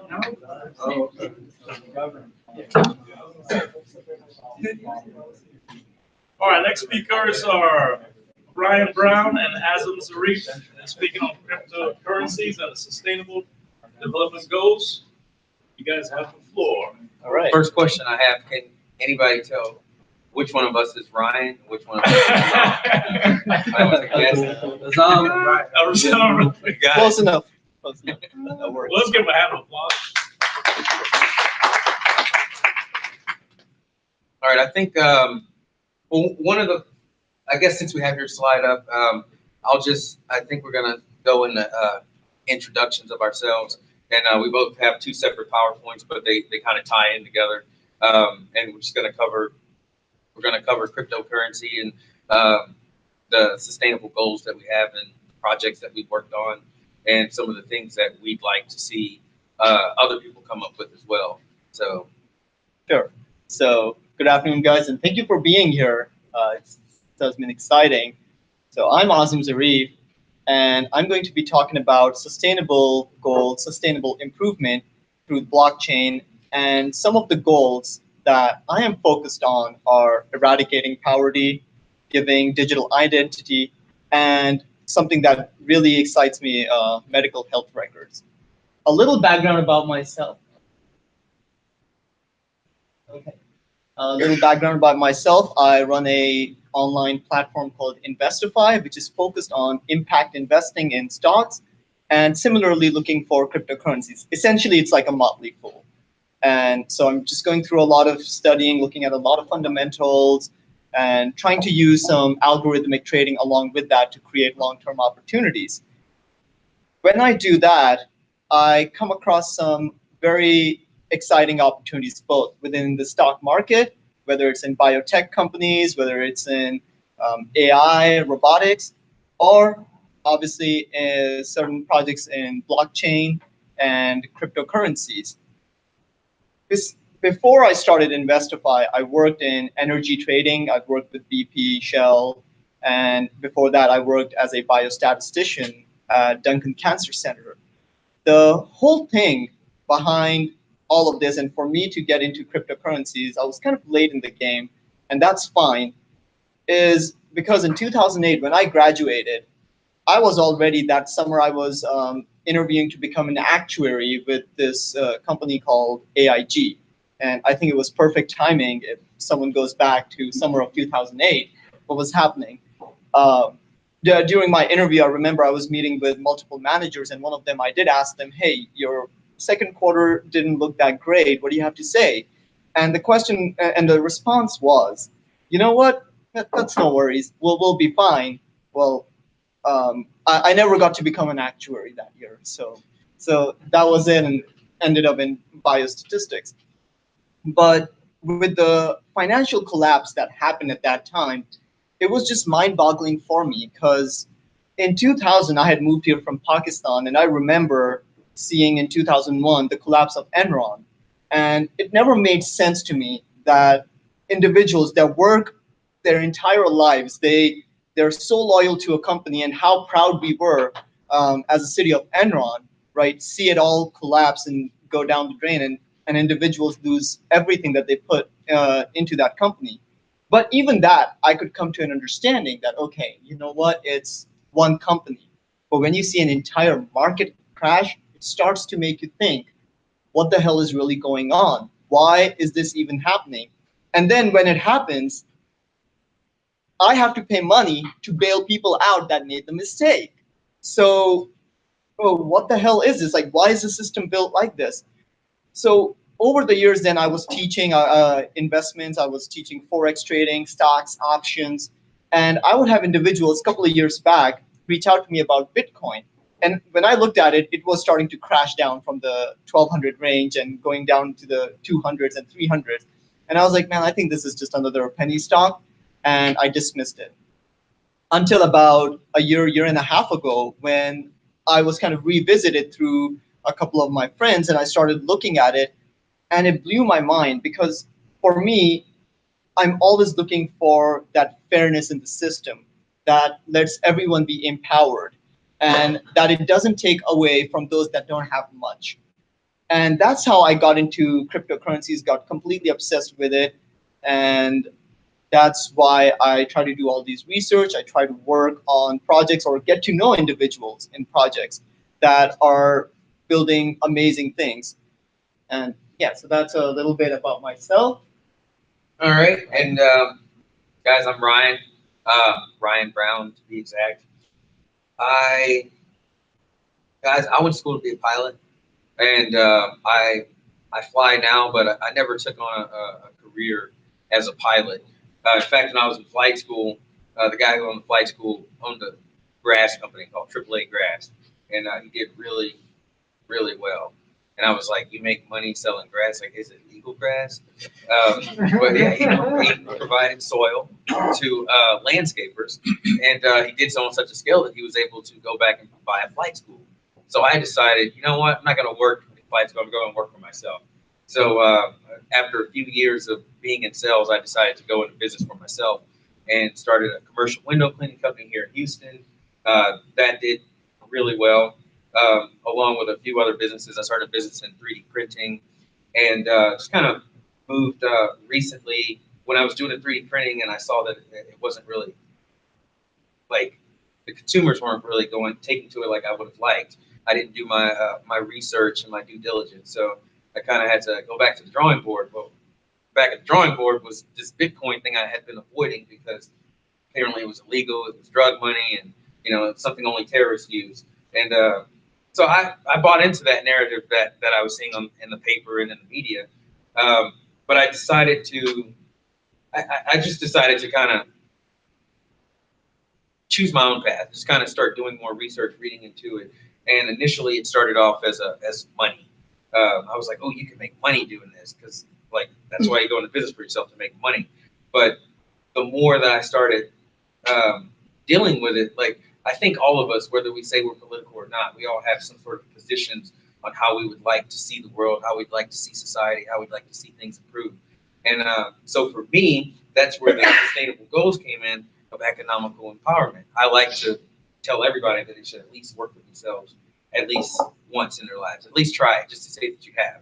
And I started seeing all these different opportunities, not just for me, but for just the common man, just the regular person. And long-term decentralization, that was another thing. Prime example is 2 Christmases ago, I went to use my debit card and my bank account was shut off. It was shut off because there was unusual traffic, supposedly. And so I had no access to any of my digital funds all through Christmas. I got 4 kids, I got a wife. I'm just looking at them like, hey, I'm gonna get a payday loan or something. Just being silly, But really, no one would answer the phone over this time, and I was pissed, I was angry, and as I had been doing for years, cursing the banking system and the financial system. And then I realized that it's that centralization, the fact that although I could prove these transactions, I still had to go through their process because it's centralized. So that's one of the sustainable goals that I'd like to see as well. It's just long-term decentralization. And then I currently host a show called Crypto Talk Live. It's here in Houston. It's 1 day a week. And one of the other sustainable goals is shared knowledge. Anybody ever seen the movie Wall Street? I love this quote, but Gordon Gekko says the most valuable commodity is information. But what he fails to say is that it's not, the value comes from how you use the information. So information is valuable, but you have to apply it. It's like empirical data is nothing if you don't apply it to some sort of solution. So that's kind of the role that I'm taking now. And there's other projects that I'm working on as well, but I think we'll get into that. And one of the things I want to talk about too is the stigma. The slide's not up there. You don't have to worry about it. but on February 28th, Bill Gates, and this is recent, February 28th, 2018, Bill Gates, well-respected in the technology industry, one of the wealthiest men in the world, who's, he has been awarded this beautiful lifestyle from not only his innovative way of thinking, but also utilizing current system to serve his needs. So now you get something disruptive like cryptocurrency and blockchain technology, and you have this guy coming out saying that cryptocurrency is deadly because people can use it to buy illicit drugs and then overdose. I mean, let's think about it. You can go to the pharmacy that's sanctioned by the government. You can use your USD or your pounds. You can buy some opioids or whatever. You can just just receive some misinformation, and you can still kill yourself on accident or intentionally. But is the U.S. dollar held responsible? And so that was the kind of stigma that held me back from moving forward. And that's when I started moving towards I found something called Golos. I don't know if anyone's ever heard of Golos.io or Steemit. Those are platforms that allow people to earn cryptocurrency by blogging. So that was my first real step into it. I was like, if I don't spend any money, I'm gonna give it a shot. So I created an account, and next thing you know, I started earning this fake money, and I didn't know how to turn it into USD, how to spend it. I didn't know the real value of it. I ended up getting about $4,000 USD at the time, and that was back when it was like 50 cents a share. And I'm sitting here like, okay, now how do I get it out? Mind you, that's the other thing. It's the knowledge and the information. I didn't have the knowledge. I didn't have the information, and I couldn't find anyone who was willing to help me. At that time, it was still real secretive. It's like, if you don't know, then you probably shouldn't be into it. Those are the type of people that I was around, and I ended up losing $2,000, but I effectively got it back because of blockchain. I was able to see who I accidentally sent it to, who I could reach out to, use my other creative ways of finding the content off of blockchain, and I got my money back. And that's something that's publicly, even though it's on the blockchain, like everyone can see that transaction take place. My mismanagement of it, and they're refunding it to me. And apologies that no one was there to help. And then, of course, decentralization. Like once I realized the truth and empowerment of decentralization, I was like, all right, this is the truth. I can move past the lies, thanks to Bill Gates and Fox News and CNBC and all those other fellows. One of the things that I wanted to move on as well is critics of blockchain, critics of cryptocurrency, or just critics in anything in general. There's a guy in the blockchain world named Andreas Antonopoulos, and he has this. He did a speech in the beginning of February, the end of January, where he said everybody starts off as critics, and I would think that everyone in here at some point had the same, was in the same position that I was in. They looked at Bitcoin and was like, nope, that's illegal, that's impossible, that'll never happen. There's all these no's. Whether you agree with it now or you disagree with it, you still have to start off as a critic. Everyone had to look at it and say they had to do the due diligence. And that reminded me of the questions the gentleman in the blue shirt was asking Jeff earlier, when trying to determine the difference between verification and what was the other word we were? Representation. There we go. Representation and verification. And that was showing you to be a critic of the idea. But now whether moving forward, you decide, you know what, I think it can work. You will be a true believer because you essentially started off as a critic and you've asked yourself all those questions on that. And that would make you more effective when dealing with someone else in that space. But that's one of the things that I like to tell people ever since hearing him say that. Like, we all start off as critics in everything I do. So what's your take on that? Right. The truth is that what we don't understand, what we don't know, we fear. That's it. When it comes to, if we don't know a person, they look different from us, we will have certain stereotypes that's been instilled in our mind. A lot of things on the internet are bad, sure, but so are a lot of things. There's also good that comes with it, right? But moving away from the stigma around Bitcoin, the one thing that I did, and I actually recommend this to everyone to do in their lives, and this will make you really happy, is just stop watching any kind of media. Just stop. Whether it's on, there is certain media fixers, some certain apps that'll just block all kind of crap, on either side, because it's just, both sides are so extreme in their hatred, right, for each other. It's wonderful. You should not trust anyone. You should not even trust tying laces when it comes down to it. It's ridiculous. So I personally don't watch any media, and I have never been happier in my life. My vital signs are doing great. So with that being said, moving to the blockchain, we're starting to understand, okay, in a very simple way, the blockchain is really a digital register, a ledger where information is posted that cannot be tampered with.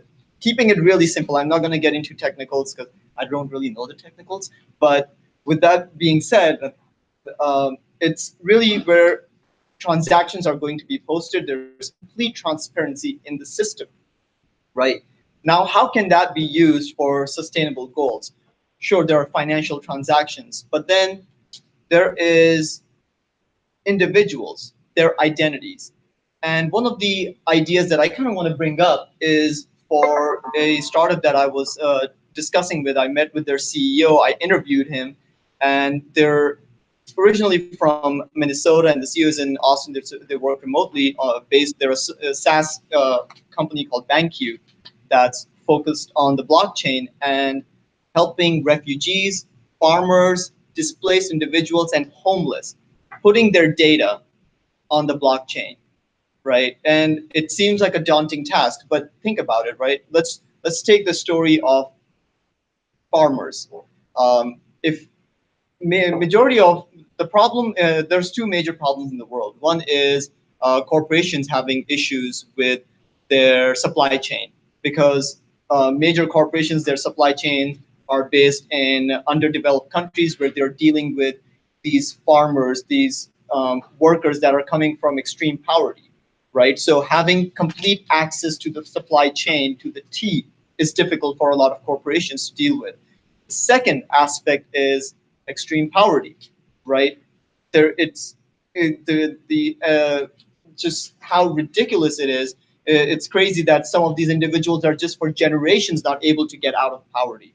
So the beauty is that they're kind of there's an intersection between the two of those, because if you take an example of a farmer that's harvesting cacao beans, right, and selling it to a chocolate corporation. I don't plan on giving diabetes to anyone after this, but the thing is that the process is simple, right? He would have to first of all gather loans from an organization like Kaiba or Grameen and whatnot.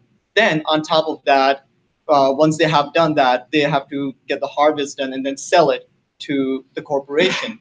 Now, within this in structure, if one of these companies organizations decides to back out, this individual might not be able to prove their history, their transaction.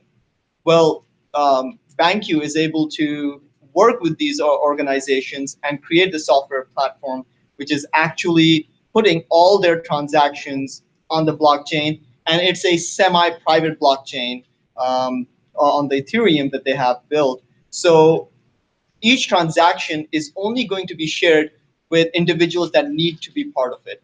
And doesn't matter if tomorrow Kaiba backs out or another corporation backs out, this individual can always go back and show through the SMS system, hey, my information is right here. These are all the transactions I've done. And so can I get another loan, or can I sell this harvest to you? And essentially what they've built is a LinkedIn on the blockchain for all these individuals, which is amazing in and of itself, what they're trying to achieve. And these things really excite me. Now let's take an example of refugees. What happens with refugees is they move to another country and they're able to get some kind of a microcredit loan for a business that they want to start, right? If you're using the blockchain, you're able to record their transactions. Now, one thing is that statistically speaking, it's shown that refugees are great at paying back their loans. Now, during the phase where they've probably built credit history over the 5-10 years that they have, if they decide to move back to their country, return back to it, when they go back there, they're really going with no data in general. They can show history. Hey, I used to run a business for 5 years in this country, right? But with the blockchain, now this is all accessible. This is all available. So the one thing that I do believe is that we talk about financial transactions. We talk about all sorts of great things, but let's get to the human aspect of things, right? Everyone needs to have their story told. And to me, data is the ultimate commodity. The right kind of data is the ultimate kind of commodity, where if you're able to get an individual's story, their history, their transactions, their efforts, what they've done, provided, you're giving them an access to the global economy, right? And that's the first step. So stories need to be told for people. That they need to be dignified through that. And that's why projects like these are what excites me, what keeps me up every night, that where I'm like, okay, great, I'm seeing this opportunity that can reach 2 billion people out there that are underbanked, underserved, that they can actually have an opportunity to be part of the global economy. So it really opens up even more opportunities and options for these people. And that's the beauty of decentralization and the blockchain, right? And just my final thoughts on this, and I'll let Ryan take from here, is that when I look at technology, it excites me. It freaks me out too, to the extent like how well Google and Facebook know me. It's crazy, but at the same time, when I look at what the capabilities of blockchain and AI are, it just blows my mind. Like, for instance, going back to BankU, what they're doing within the city of Austin, they recently just got the green light on this, is they're helping homeless people with their medical records and putting it on the blockchain. So what happens is, a homeless individual might go to one hospital, get checked up, and then he might go to another one. And it becomes a problematic issue if not all their data is transferred to the new doctor that they're working with. Well, with blockchain now, all that information is stored, and it's again a semi-private blockchain, so it's accessible to individuals that need it to look at, right? Now that's great initiative, and you know, I hope that really works out. But let's add a layer of AI to that, right? Let's add companies like Analytic that are essentially, you know, the amount of X-rays a seasoned radiologist reads in 2 days, their AI can read in 46 seconds with even higher accuracy. So what does that mean for us, right? It's giving doctors even better knowledge on what they have, but yet at the same time, we are able to get better coverage on our healthcare, and our records cannot be tampered with, and we have access to them wherever we go. So it creates this amazing opportunity in the future where you will have perhaps medical assistants all across the globe that are, you know, better, dare I say, they're well versed in helping patients than doctors are, because they understand the technology, and your data are secure, so you have access to better healthcare. Those things excite me when you're able to kind of have these, you know, the terms that I use is like, you know, tech sex, right? That you're using two amazing technologies in an industry and building this amazing future, right? That these things are just what I come back to. And the whole idea of decentralization is that every single thing, your data should be covered by you, right? You should have access to your story in whatever format. Facebook and Google combined are over $1 trillion companies, and they became those because of individuals like me that have given them all my information while not really reaping the benefits unless I bought stocks and got dividends on those, right? So, you know, ideas like Steam are fantastic for individuals where your data is valuable, your thoughts, your opinion is so important that you should be paid for that, right, first. And I think that's what we should really think about. We talk about nowadays a universal basic income because of what might happen with AI, but let's first start to decentralize. Let's first start to open and share, right? Let's do that. And blockchain does that. That's why it's such a threat. It's so deadly for a lot of individuals because they understand that it goes against the system. But again, you know, your story matters, right? Every individual's story matters, and every individual's data matters. It's valuable, and it should be treated like that. I was just writing down when you were talking about data, how he says data should be, we should have access to our data. And I thought the irony of that is the credit report, the credit reporting bureaus that we have here. You only get, it's your data, it's your information, it's your payment history, but it costs you money to get access to your own payment history. And in some cases, you don't realize that, hell, sometimes it costs you money to get access to someone else's data on your own payment history. I have a very generic name, Ryan Brown, so you can imagine how many mortgages I've had and like all these other random things. Apparently I'm a pretty wealthy guy, you know, and I'm going to stick to that story. But it's kind of, you know, like just hearing him say that, those are the types of things that I've griped about for years. Like, but at this point, no longer am I in a position where all I have to do is like, this is bullshit, this sucks, or, you know, just get angry about having to write a letter to a credit reporting bureau. The truth is, like, we're actually in a space right now where change is happening. I mean, and it's transformational change. It's not just something incremental and small, which I can say that I'm a guy who I take small steps when I do things. So some of the things that I do are very incremental in nature, but the big picture will change. I think how we do business, how things move forward, the allocation of data, how we access it, how it's stored. I mean, that's happening now, and as of today. One of the other things he was talking about, BankU, in Austin. BankU is allowing homeless people to put their medical records on the blockchain. And I was just thinking about it, how there's on the news every night we hear about this opioid crisis. You know, apparently there's an opioid crisis where people are ODing, and the thing is, it's not just the users that are responsible. I mean, so are the doctors and the pharmacists and so on. so forth. But if this information's on the blockchain and are utilizing AI to be able to see, okay, the person is here and got this prescription, this date, so on and so forth, like everyone has access to this. It's a private information on a public ledger, and that accountability is created. So no longer is it just, oh, this guy, this one person's responsible. There's a series of levels of accountability, I think, for everyone there. I guess, you know, we're just kind of pinging back and forth, and my slides are somewhere, but it's all good. I don't need them.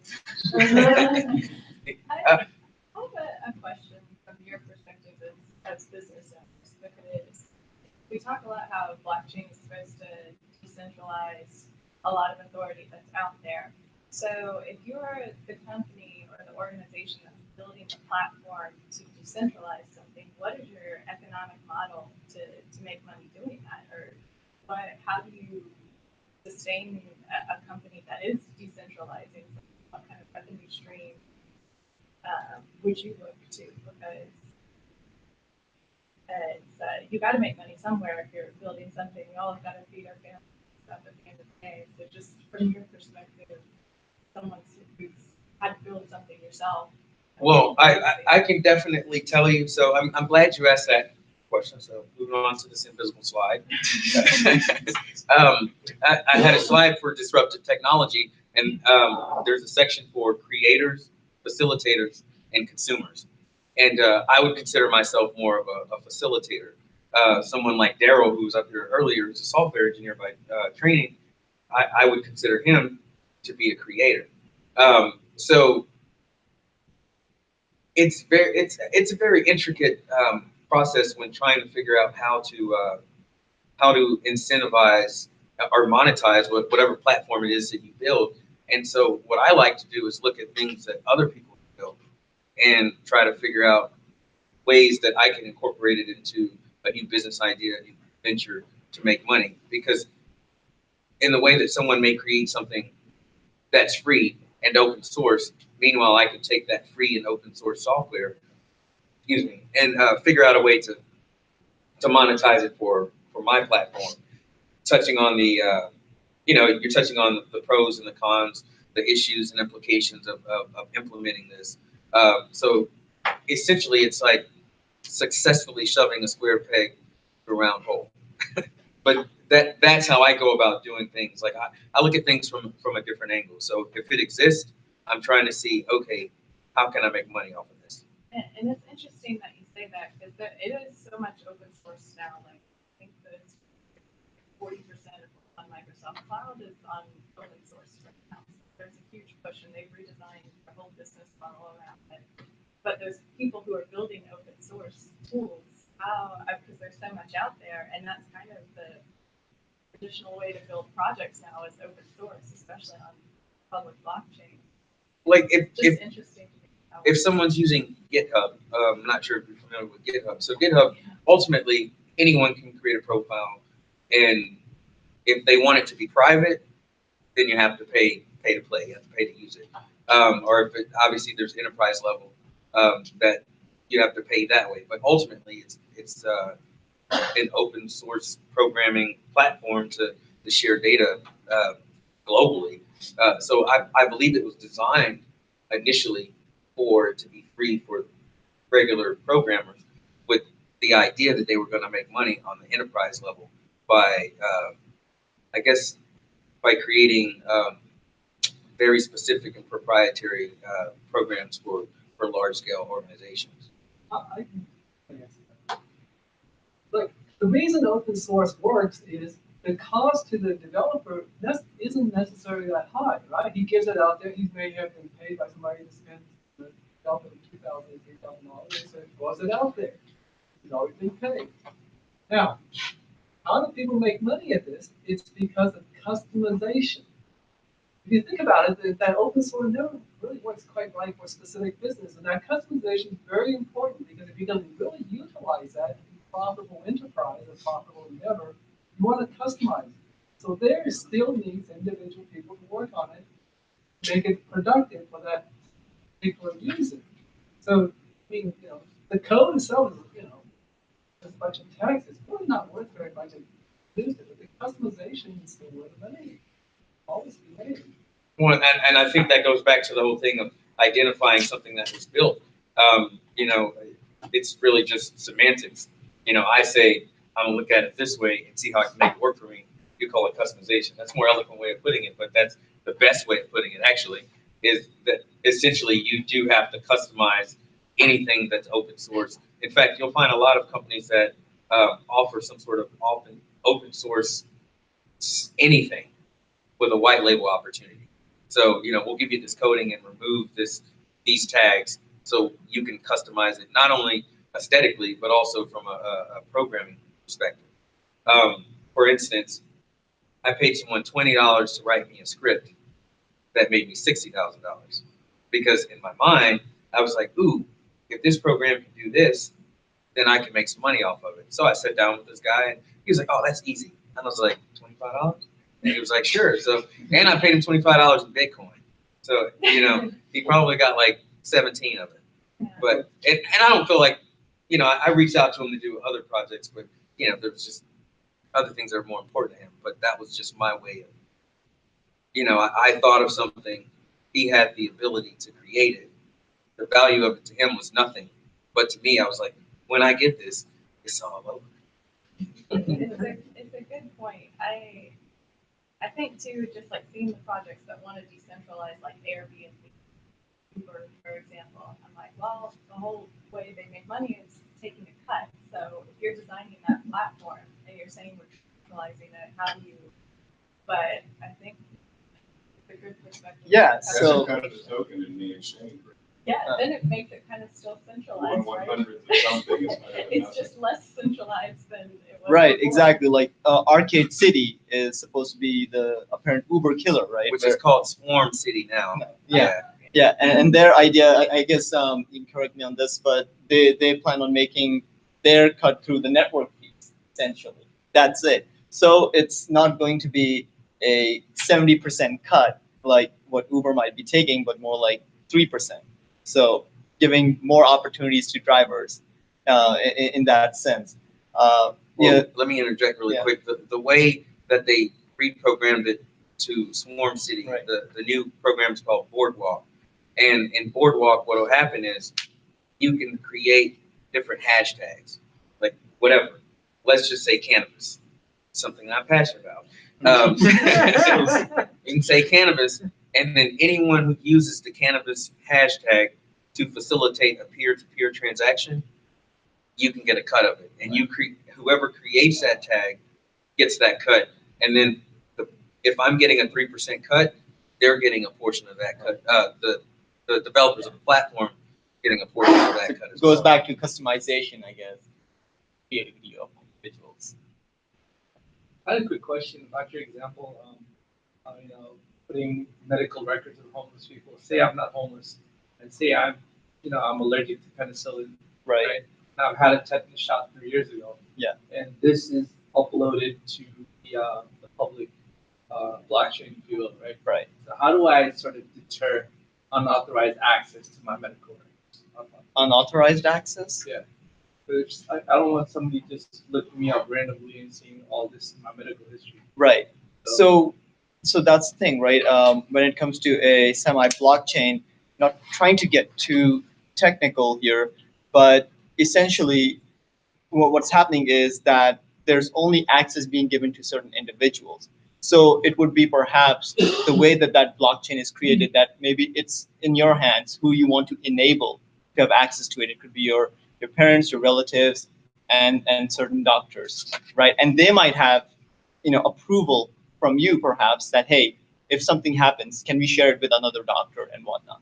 That's how I look at it. It would be interesting because how I look at it, all of this is just new technology, right? So it will be interesting to see the test cases that come out of it for me as well. But So, I mean, how does it work? So if I go to the Hyperledger, okay, my unique identifier is like an address, alphanumeric, whatever, right? Yeah. I go and hone in on that. Yeah. And what is it, like a passkey, so that you can see the information and read the records there? How do you sort of get into unlock that information? I can't really speak for its platform, but I mean, typically when something's uploaded to the blockchain, there's a like, oh man, what's his name? Malone. I just know his last name's Darrell.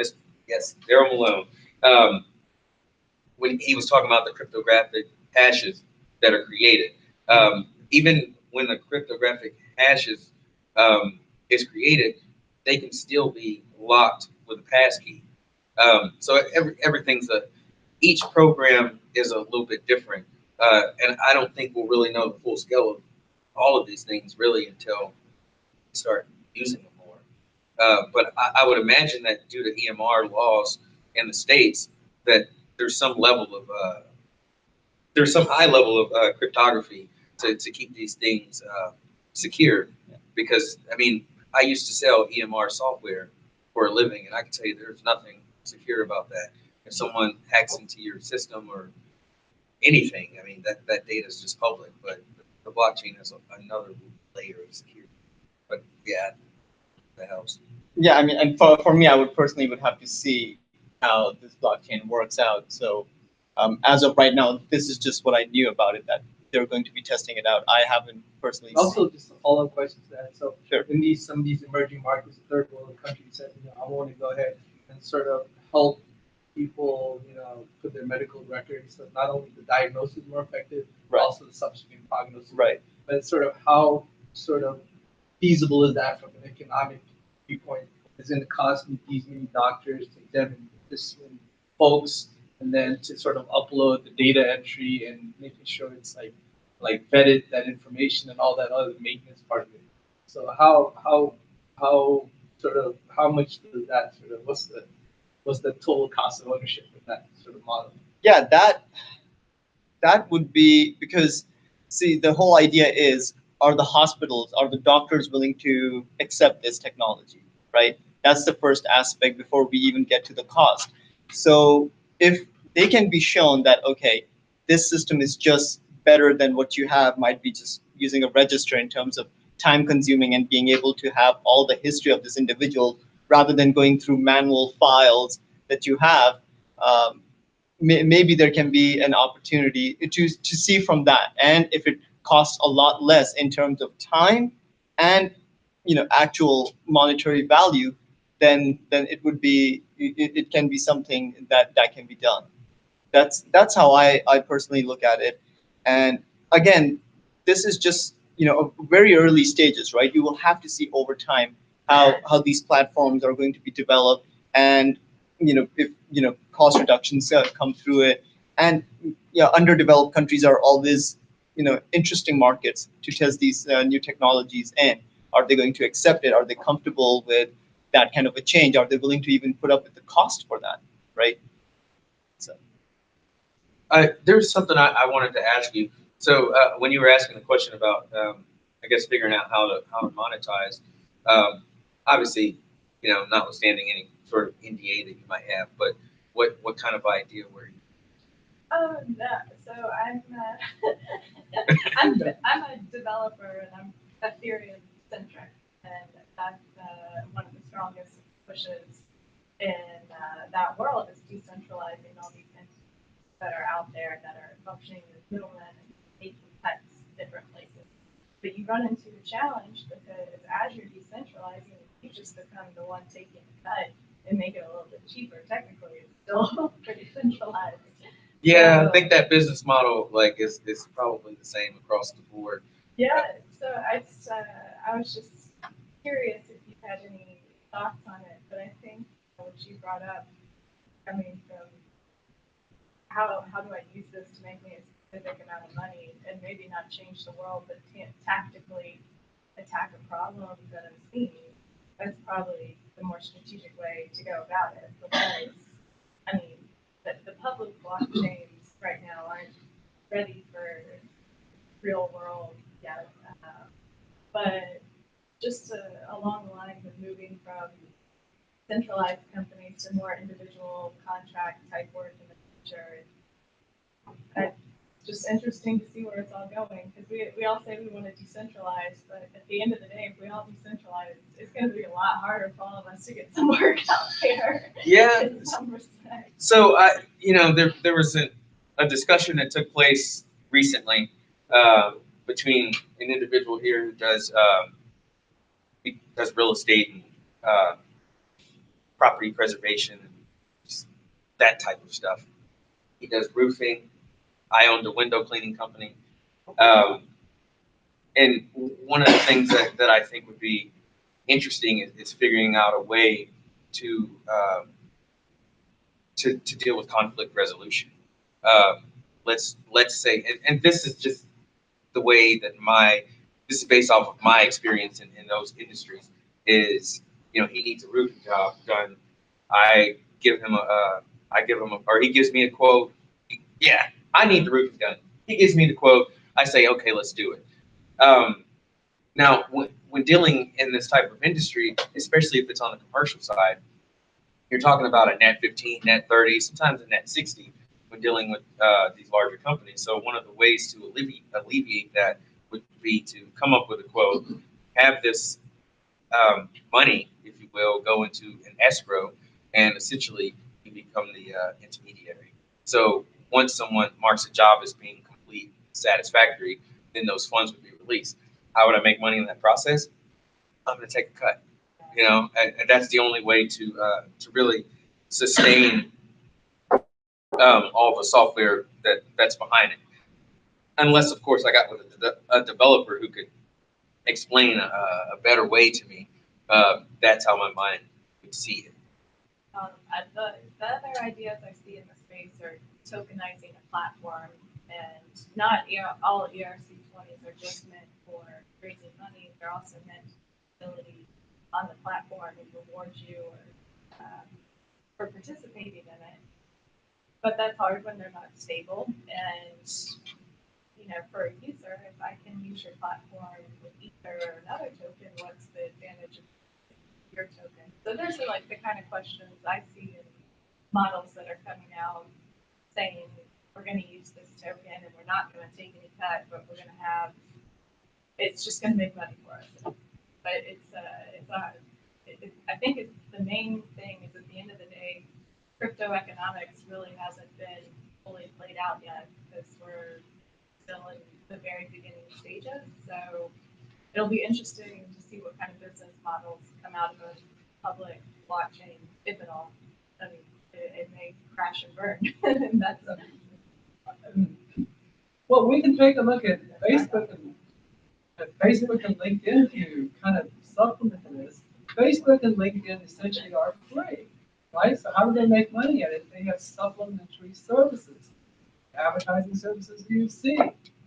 So I don't see it as, if you can get the networking effect, that's basically how Facebook and LinkedIn can work. They have this huge networking effect in the monopoly structure. Then they sell you advertising services. So I think if you are able to get adoption, you have to give away that blockchain away for free, do it. You'll pick up something later on and sell that service. I mean, definitely Facebook and LinkedIn is a good example, but that goes back to ownership of data. Their largest revenue stream is from selling our story, our data, our click rate, and all the not only our click rate. I mean the keys that we type in, keystrokes. So I mean that's their main revenue stream. The other revenue stream is from being a public company perspective. How do you raise the stock? You can't come out with all those things at once, so you have to slowly raise. But their main revenue stream is still the personal data that we willingly give them. They have access to the personal data, but their revenue is from selling the ads. So if you have some way of getting the blockchain so that it's massively adopted, okay, you can have if you can stick on there some way of selling something that's an ancillary thing. As long as that blockchain is massively adopted, you got that networking effect working for you, and I think it's entirely possible. I can't give you an example, but So the kind of example that comes to my mind is, let's just say Ryan starts here, a Ryan search gets a developer to put something up for him for $15 worth of Bitcoin, right? Now he has two options. One is if I go on it and I'm using it, it just tells me right away, hey, your search is clear, we're not saving any of your data. And then the second option is, but if you let us collect your data, if you're giving us that ownership, what we'll do is we can either connect you directly with the marketers or give you a little of our Ryan token. And that might be on, CoinMarketCap, or it has its own value through which, you are, in this case, you're giving permission for your data to become valuable, right? So this way, it's everyone gets to play in. That's what I meant through the decentralized aspect, is that, yeah, sure, your margins will be less as a corporation, but you're starting it from the ground up. So I'm sure you can get some, good financial guys to create it in such a good formula where he gets fraction of the payment, and then the marketers pay you a decent amount, and you can keep the lights on. Yeah. Yeah. Everybody wins. 2 more questions. Well, you guys have taught me a lesson that, or you let me to learn something myself. While you were talking about the sustainable development goals, I looked them up on the internet, on one of the UN websites, and you look at the goals, the targets, and then these targets are pretty narrow, they're pretty limited. And I guess they do that for the purpose of measurement, but what I'm hearing here is far beyond those limited targets. It's like it identifies a need for like citizen targets or individual, I guess the crowd targets rather than the UN targets. You could take the points you just addressed and create another layer of targets. And maybe there are other people around the world work on the same target. Well, I can definitely tell you that when it comes to the legal hackers organization or global chapters, there's at least 7 more of these exact events going on in other countries at this exact moment. 60. Whatever. My math is off by a little bit. What did you say? Sorry. How do we compile this into some sort of organized form? Yeah. So the whole platform is you have all these countries. I have the list here, and the companies that sponsor, they basically came up with a few problems that needed some sort of solution, and the whole platform is getting the legal community and getting the coders together. So the hackathon, we don't have too many coders here. That's why we didn't do the hackathon. So the process, you submit and this is one of them in San Francisco. You can see all the live feeds. And once the 24 hours up, once they start, I think they started at 1 p.m. They pick the solution you want to solve, you form your team, and then you start hacking. And then within 24 hours, whatever solution you come up with, you submit it, and then it becomes open source. So that's like a foundation. Then open source, anybody can come in, start building upon that. It's not going to be perfect initially. And sooner or later, you're going to have some sort of solution. I think if you go to the website, you can actually see the list. There's about 10 or 15 projects that companies came up with. Let's see. So these are the countries: India, Spain, Bogota, Colombia, Maine, USA, Brazil. So there's a lot of them, and they're all live. So it's real cool.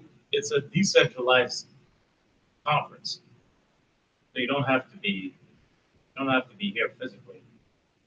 The cheapest R&D they've ever done. Exactly.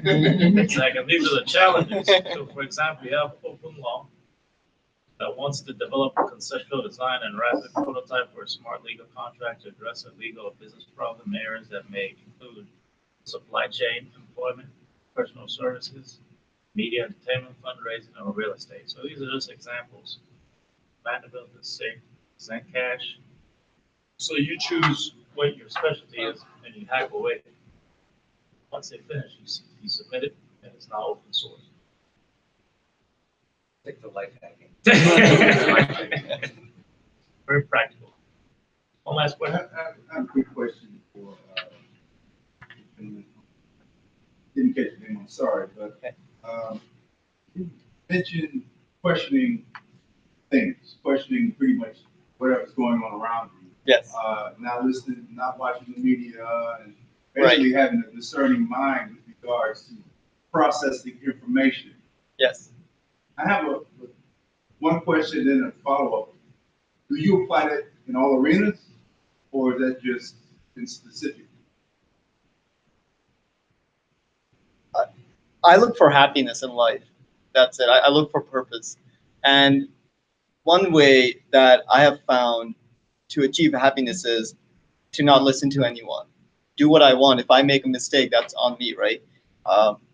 And when I got started initially with investing, whether it was Forex, then it was stocks, then it was Bitcoin, some of my biggest, proponents were my own family, my own brothers mocking me for investing in Bitcoin, and that's fine, right? Again, it goes back to what we don't know, we fear, and we tend to have a very defensive approach to that. I have come to realize in life that just by taking chances, I've gotten here, right? So I try to apply that in as much as I can, and give as much benefit of the doubt to individuals as possible, right?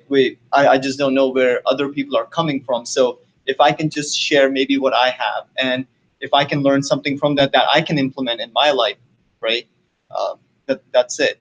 There's so many great questions that have been asked here that I personally don't have an answer. And one thing I always say about blockchain is that, I'm not an expert. I'm just a commentator. I'm learning, right? Just like I believe most people are here, but I come from a certain point of view just because of maybe my experiences, and just understanding that, pain is bad. Nobody wants it. Well, what's the remedy for it in every situation that we have in life? So, what Ryan said earlier, that everyone should try to have, try a business once, right?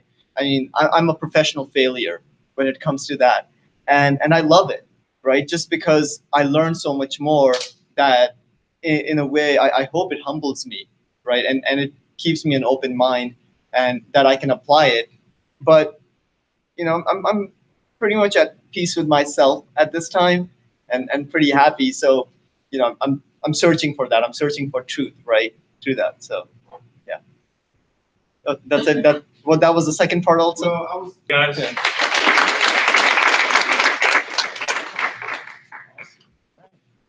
You guys, all right. we have our last speaker,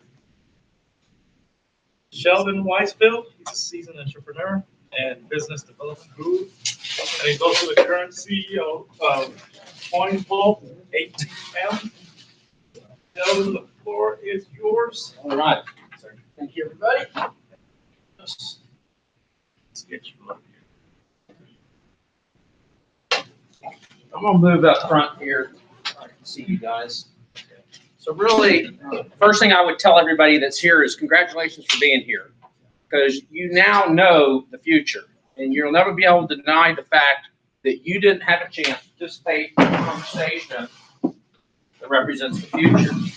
So I'm gonna sit down with you and we're gonna have an open conversation. I'm gonna ask you to participate with me, but I know you probably are wondering, why would I be sitting up here speaking to you this morning or this afternoon or this evening, as I've had the privilege to do around the world in the evolution of CoinVault ATM. So I give you a little bit of the backdrop story, and as an entrepreneur, that I started a cellular telephone company in the early 90s called Prepaid Wireless Services. And in those days, people thought that the cell phone was an industrial and commercial product. It would be used for business and industry. It would not be a consumer product. My objective at that point was, if you could remove the barrier to entry, make it readily accessible to the consumer, you could effectively create a worldwide product that every man, woman, and child could have. And we fast forward here. Wow, kind of crazy. I have to think about this, because It's like 25 years later. And cell phones are in everybody's hands. I'd have to ask for a show of hands. Anybody does not have a cell phone. My point exactly. I'd also like to ask your participation for just a moment. How many of you here actually own some cryptocurrency? Just a show of hands if you own cryptocurrency. Some of you will raise your hands highly and proudly, and others are a little bit not so proud. They don't want to raise their hands too high. But the reality is this is our future, ladies and gentlemen. Cryptocurrency, blockchain-based technology, the underlying distributed ledger that Satoshi Nakamoto wrote about in his white paper, and the ability to be able to solve the double spend problem, because that really was the problem. So in the growth of prepaid wireless services, it became a very adversarial situation where I had to actually file a lawsuit against the phone companies. Is this being broadcasted? Yes. So, and that's fine. Hello, everybody around the world. Thanks for joining us here today in Houston, Texas. So this company will remain unnamed because I had to sign a gag order when we sold the company, but we created a little concept in our marketing strategy known as if you don't use your minutes, you don't lose your minutes. And we know how that's evolved. And I retired in 2002 the first time, and fast forward to about 2013, my CIO from Prepaid Wireless Services introduced me to a concept known as Bitcoin. And I spent 90 days studying Bitcoin and 45 days to launch the company. So I guess I'm the proverbial entrepreneur. It's ready, fire, aim. But the one thing that I did do before I fired was I hired an attorney. And the attorney, I asked their advice on regulatory compliance. And at that time, a friend of ours that was very well known in the industry was arrested in New York, the airport, supposedly being involved in participating collaboratively in some concepts known as not being compliant. So we hired the attorneys. The attorney's objective was to make sure we were fully compliant to anti-money laundering, AML, and KYC, knowing your customer, and also about counterterrorism financing. So CoinVault ATM was born. We launched the first ATM in Austin, Texas in 2014, identifying the reality that the arduous process of buying Bitcoin was such that not everybody could get it. Even though I might have been financially capable, I understood the risks, and I'm smart enough to understand that, and I'm rich enough to afford the loss, was still very much a challenge. So to drive mainstream adoption is about making it readily accessible. And so therefore, CoinVault ATM was born. We are a registered money service business. We have been audited under the United States Department of Treasury's authority, extended under FinCEN, which is the Financial Crimes Enforcement Network, who is audited under the authority of the Internal Revenue Service. And so it was a very interesting audit, but because of the fact that we made a very specific business decision that everybody would have to meet KYC, we would not be complicit in any money laundering activities, we would file the appropriate filings, which includes SARS, which is Suspicious Activity Report for anybody doing high value transactions, and we would file cash transaction reports for anybody doing over $10,000 in transactions. Subsequently, after launching, got audited. They came in, did a full audit. We opened up our entire records, and we got a report back that said that we had no issues. We got what's called a no recommendations report. So that's very exciting. And so here I sit with you today, and I'm going to share with you some of my notes. It was been brought up through the course of this afternoon session. It's about the concepts of failure. And I think that failure really is a very important aspect of entrepreneurship, because the premise is that if we're not going out there at the leading edge, commonly known possibly as the bleeding edge, then you're really not being revolutionary. And the premise is how do we create a revolutionary solution to a problem? And I'm thinking that everybody sitting here today, sitting here with some idea in your mind. You recognize there's a problem, or potentially you see an opportunity, and you're trying to find the means to that end. And it's not always just about making the money. You know, you could have bought Bitcoin and just sat on it, and you'd have made some money. Can everybody agree on that? Can I hear a yes or yes? Yes. Okay. And so the premise of going through and embracing the idea of failure is that we're going to either gain a lot of experience, we're going to learn some knowledge, we're going to become a little more resilient, we're going to grow from it, and we'll bring value. will bring value either to the deal that we're currently in, or we bring value to the next deal that we get ourselves involved in. Myself, as founder of Prepaid Wireless Services and then CoinVault ATM, I also sit in advisory capacity on several different projects, one of which Mr. Darrell Malone mentioned, the Spective VR project's a very unique ecosystem. It's built around the concepts of the next generation of, I'm going to call it YouTube, utilizing virtual reality, that you have content providers, you have viewers, and you have marketers, and this entire ecosystem is cyclical in nature, so that the developer is incentivized to develop, the player is incentivized to watch, and the marketer is incentivized to pay for the people that are developing the content that the players are interested in, and that the players are then watching and being exposed to whatever it is that they're playing. We talked about the ways, this lady, what's your name, ma'am? Karen. Karen, thank you for your great questions. You asked some questions today about like monetization and how do you make money in this space? And so the answer to that question to me is just about solving a problem and what that problem might look like.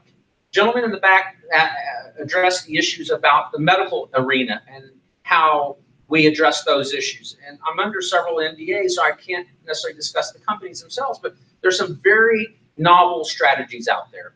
And one of which is in the medical space, utilizing a device that you can run multiple tests on through a single drop of blood, and how you can build an ecosystem around the doctors, the labs, the patients, but who really wants all that information?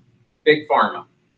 So you can create this entire ecosystem around a patient going to do lab work for free, and the doctor will do, and the lab will do the work for free as a result of the compensation from Big Pharma. Because Big Pharma wants to know what drugs are you using and how those drugs are affecting you. And they can get their research anonymized as a result of ultimately the patient participating in that event. And so in that arena, medical is a very interesting application. We talk about the evolution of blockchain technology. Some of the things I read, they say this is the fourth industrial revolution. But what I really feel like is this will be the largest transfer of wealth that we'll ever see in our lifetime.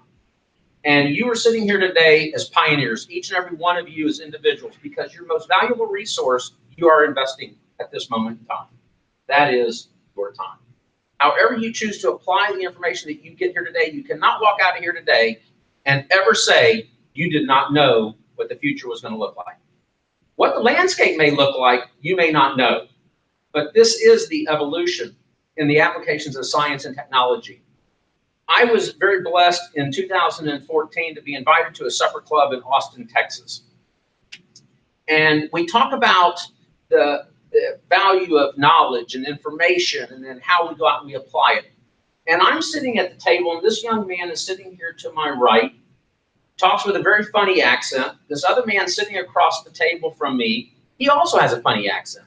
And there's this Asian guy sitting right over here across the table, and his English is very good.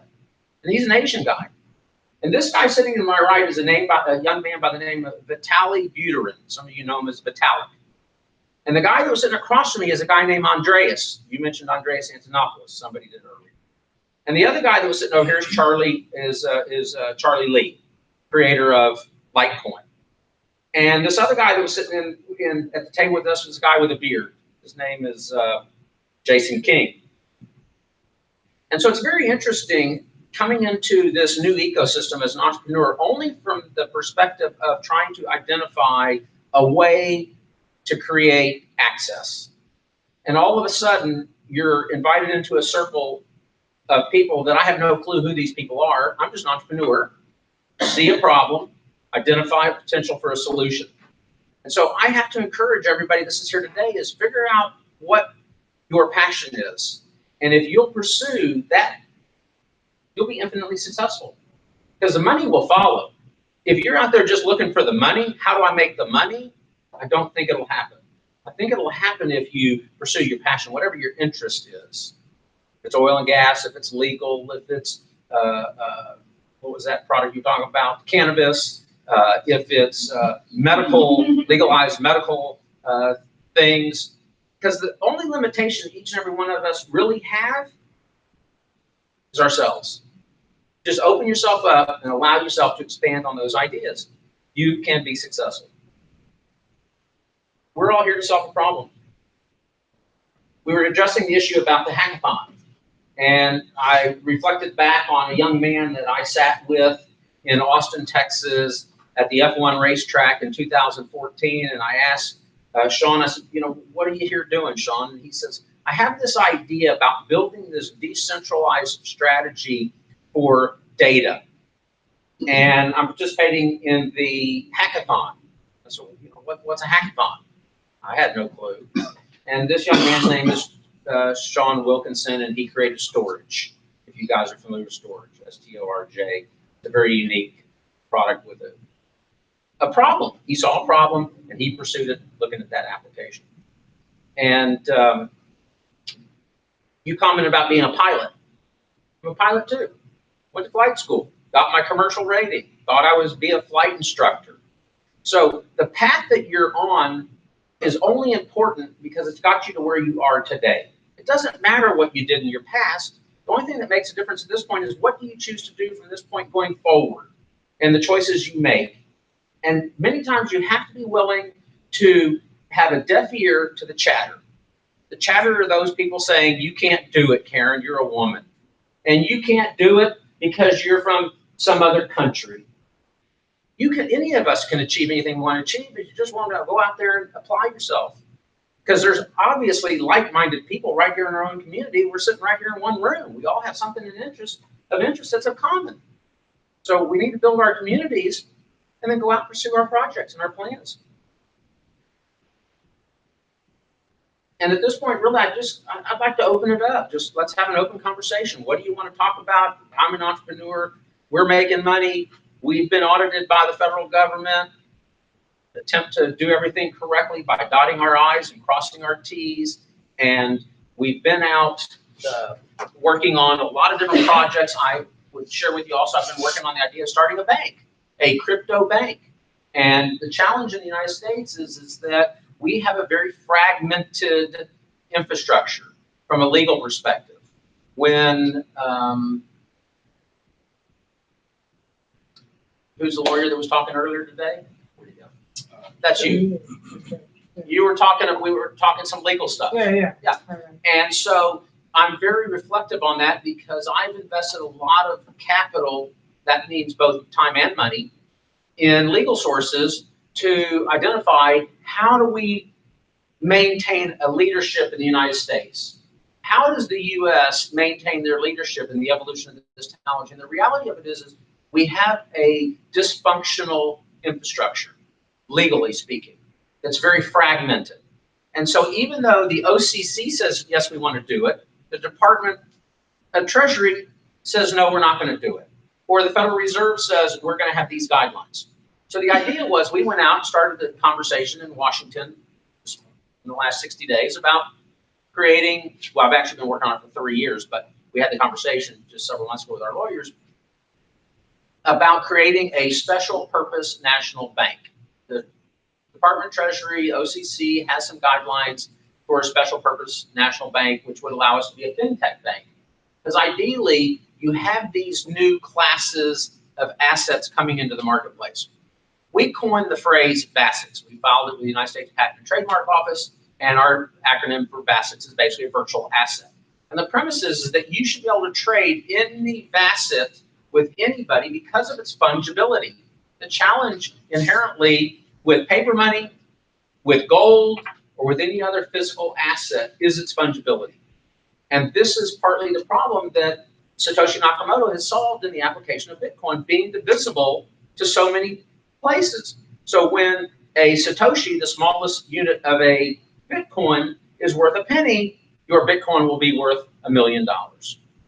And so we need to think forward thinking about what is the future going to look like? Because it's not about necessarily just at this moment in time. This moment in time is important to us because it's the pursuit of getting to where we want to get to, but it's what will we do now in a compounding effect to get to the results that we're looking for.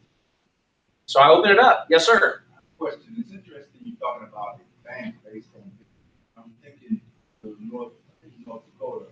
They have a state bank that's uniquely, chartered for the state. And because of that state bank, they're able to create revenues and their taxes are extremely low, they're pretty broke and everything. In fact, one of the big problems for states and countries in general are private banks that, take profits and indebt their positives. But this is, you talk about that, crypto bank that could be implemented, say, on a statewide basis here in Texas, get bought in and used as a way to help, I guess, finance the government or just build the actual environment for prosperity throughout the state and have those banks, talk to other state banks. Just an idea. Sir, what's your first name? Felix. Felix? Yeah. Felix, I'm Sheldon. Nice to meet you. And so, Felix, I have to agree with you. And again, the challenge is because things are so fragmented. In 2014, when we launched CoinVault ATM, there was no regulatory framework. And I appealed, and my attorneys appealed to the Texas Department of Banking and Regulatory Affairs. We launched the company in about February of 2014. April 4th, 2014, ruling 1037 was passed. 1037 guidelines outline how we operate the CoinVault ATM network. Specifically as it relates to, we are not an exchange, we own the currency. So our company, we own a little over 100 different facets. By any other name, you can call them a Bitcoin. We coined the phrase facets, virtual assets. And the idea is that in the next iteration of what CoinVault ATM is developing is we will create a network of legacy ATMs integrated into the facet arena. You'll be able to take your bank debit card, swipe it across the ATM, the legacy ATMs, choose to use a legacy transaction, that would be the old money, paper money, or a new style transaction known as a facet. And the idea is that we're having to take cash out of the equation because of the underlying concerns for money laundering and the utilization of cash, because we know the authorities are concerned about the nefarious potential applications of the use of crypto assets. The reality of it is there's more illegal and nefarious transactions done around the world with the United States dollar than any other currency there is. So we have to embrace the fact that this is the law of our land, and we're going to play the game inside of the law of our land. And the premise that you think that Bitcoin and some other crypto assets are totally anonymous is a fallacy. They're pseudo-anonymous. And the idea is your transactions publicly are private, but your ownership can be tracked down. Especially when you take a look at what happened with the Silk Road project, and the federal agents that were involved in that stole their crypto and then ultimately turned around to try to attempt to sell it, and how they got caught doing that. So we do not embrace, our company's philosophy has been early on, we do not embrace a fully anonymized crypto in an effort to be fully compliant. And although we could have made a lot of money, again, I state that the money has not always been the primary objective. The objective is let's just solve the problem, let's create a global network, and the evolution of the CoinVault ATM will be the CBATM network, and the CBATM network, somewhat similar to the Cirrus or Pulse network, will be able to ride across the rails of ATMs around the world with over 4 million ATMs now deployed around the world.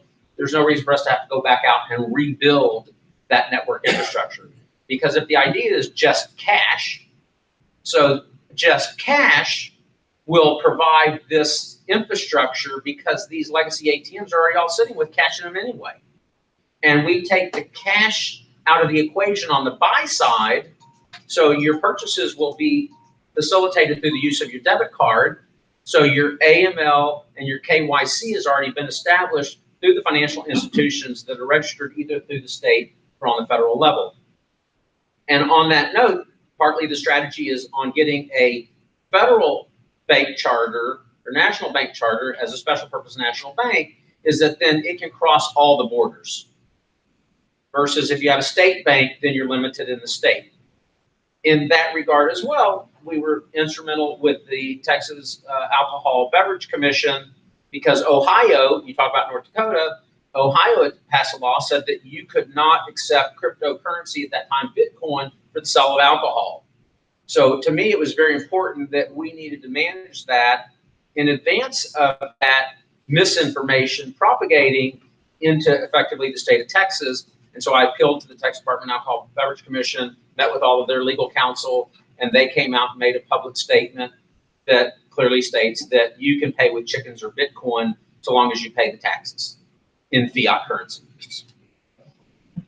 Yes, sir. You have a question? Okay. Any other comments, or what else would you like to talk about? Yes, sir. The precedent when dealing with your lawyers to make sure that client when first launching this, because it was essentially uncharted territory. Yes, sir. What was the I guess I don't ask the format per se, but just like how did that whole process play out? And I'm sure you were involved with it step by step, and not just the lawyers. Every bit of it. Absolutely.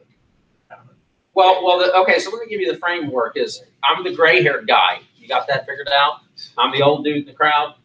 I'm sitting with people that are in their teens and young 20s, and they're saying, you don't need to worry about government. You don't need to worry about compliance. You know, this is not controlled by the government. This is the libertarians. This is the anarchists. And to the contrary, I came into the conversation and said, but despite of all of that belief that you think, I can afford 3 meals and a cot. I don't need the government providing one to me. And so the first thing that I did was I found a lawyer that was familiar with crypto. And I had lawyers here in Houston. The lawyers here in Houston were like, well, we're really not sure. We're going to have to do the research. And I was like, okay, you can either pay the lawyer to do the research, or you pay the lawyer that has the knowledge. So I found a lawyer that had the knowledge and accepted crypto. I paid the lawyer in Bitcoin, sitting in the law offices of my lawyers in Houston, sent the Bitcoin to the lawyer that was giving us the special information that we needed. In a matter of, a minute, he's online, he sees that the crypto had been sent across, and at that point, he was engaged. So what sort of specialization would he be on? Just simply that he understands banking law and compliance. So the 3 primary things that we're always very mindful of is anti-money laundering, KYC, know your customer, and counterterrorism financing. So is this customer trying to buy crypto from you on OFAC, the Office of Foreign Asset Control, a known list? Are they involved in illegal illicit activities, and what is the source of their money? It's got to know what the source of the money. You take cash into the bank wants to know what line of work do you do. Additionally, I'm going to touch on the fact that Coin Vault ATM's bank accounts have been shut down by the 6 largest financial institutions in North America, including, and I'm going to name the fact because it's a matter of record, that we went to Wells Fargo. Wells Fargo said, absolutely, we want to bank you. We dealt with their team out of Silicon Valley. Their team in Silicon Valley, their tech team, sent us to their tech team in Austin, and they said, yes, we want to bank you. And we opened up the bank account here in Houston because it's all about full disclosure. We open our bank accounts as MSBs. That is a money service business. That is what we do. There's other companies that operate, they never really go through the full disclosure process. I'm not interested in that. I'm in this game for the long term. So in order to be in the game for the long term, we know there's going to be hurdles. We know there's going to be failures. We know there's going to be obstacles, and then there's going to be other regulatory entities that are going to throw bricks in your path. They're going to try to trip you up. So many times these bricks are thrown at us under the theory of it's consumer protection. Or is it really, they're just trying to protect their own game. They're trying to protect the ball that they have control over. Realizing that the likes of very known people in very large financial institutions have come out publicly and said that this thing's a scam. That Bitcoin is a scam. Blockchain is a scam. But yet, they're a founding member of the Ethereum Enterprise Alliance. And they make these claims that we're going to fire our employees if they touch this stuff. And we know good and well that there's many people in their organizations that are very actively involved. And this misinformation creates what? Doubt and fear in the marketplace. Price crashes. People like me buy more. Other people that don't have intestinal fortitude dump. They sell. And the big boys, they buy more. And they write it back up. And that's the opportunity that we have in our hand. So you have to frame it around what's the opportunity. How will you leverage this opportunity? My core belief is the opportunity is about providing quality products and services, solving problems, and the bigger the problem you solve, the bigger reward you will get. Any other comments?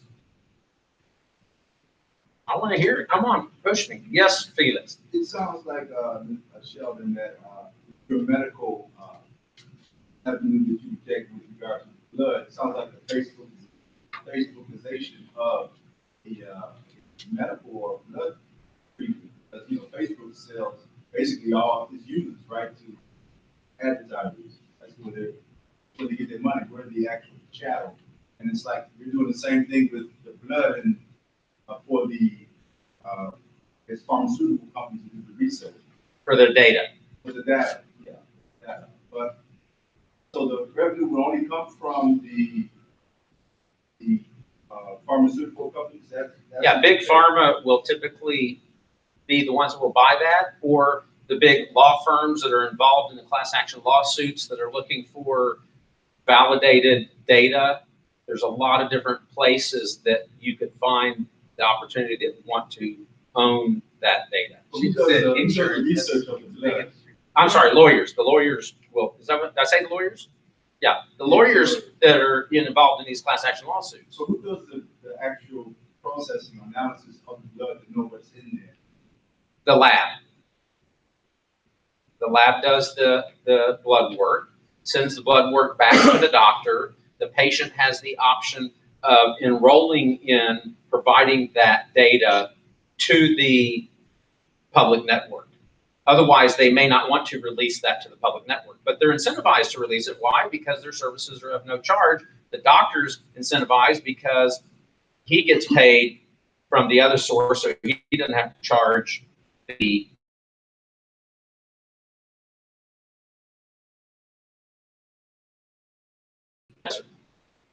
You know what? This is just kind of dealing with the whole aspect of how this, hackathon idea was supposed to go, but considering that there aren't many colors here, there's a question that I had for people here when I was up there, but I think I'll ask you. Is there's several, I have an idea board, and I have a pad, I'm always, anything that comes to my mind, I write down. Some of them I pursue or I do further research on. Some of them I was like, nah, that's kind of stupid. But just thinking, you're sitting up here, we're discussing blockchain and cryptocurrency. And so I want to know what problem do you think that you've seen that you might want to challenge us here to find a solution? So that's interesting you asked that. I had a friend of mine bring over a document to me yesterday. My home flooded. I don't know if any of you were victims of the flood. I had 5 feet 8 inches of water in my house in August. And I also flooded in 2016, and which exacerbated things. I also flooded in 2015. So we flooded 3 times in 27 months and had 7 vehicles. Meyerland? Yes, sir. Excuse me. I live in Lake Meyerland, right in the heart of it. And so the water comes to me. I don't have to go to it. A friend of mine brought me the FHA 203K document. This is a funding project that provides funding for real estate that for either refinancing or for buying houses that have rehabilitation requirements.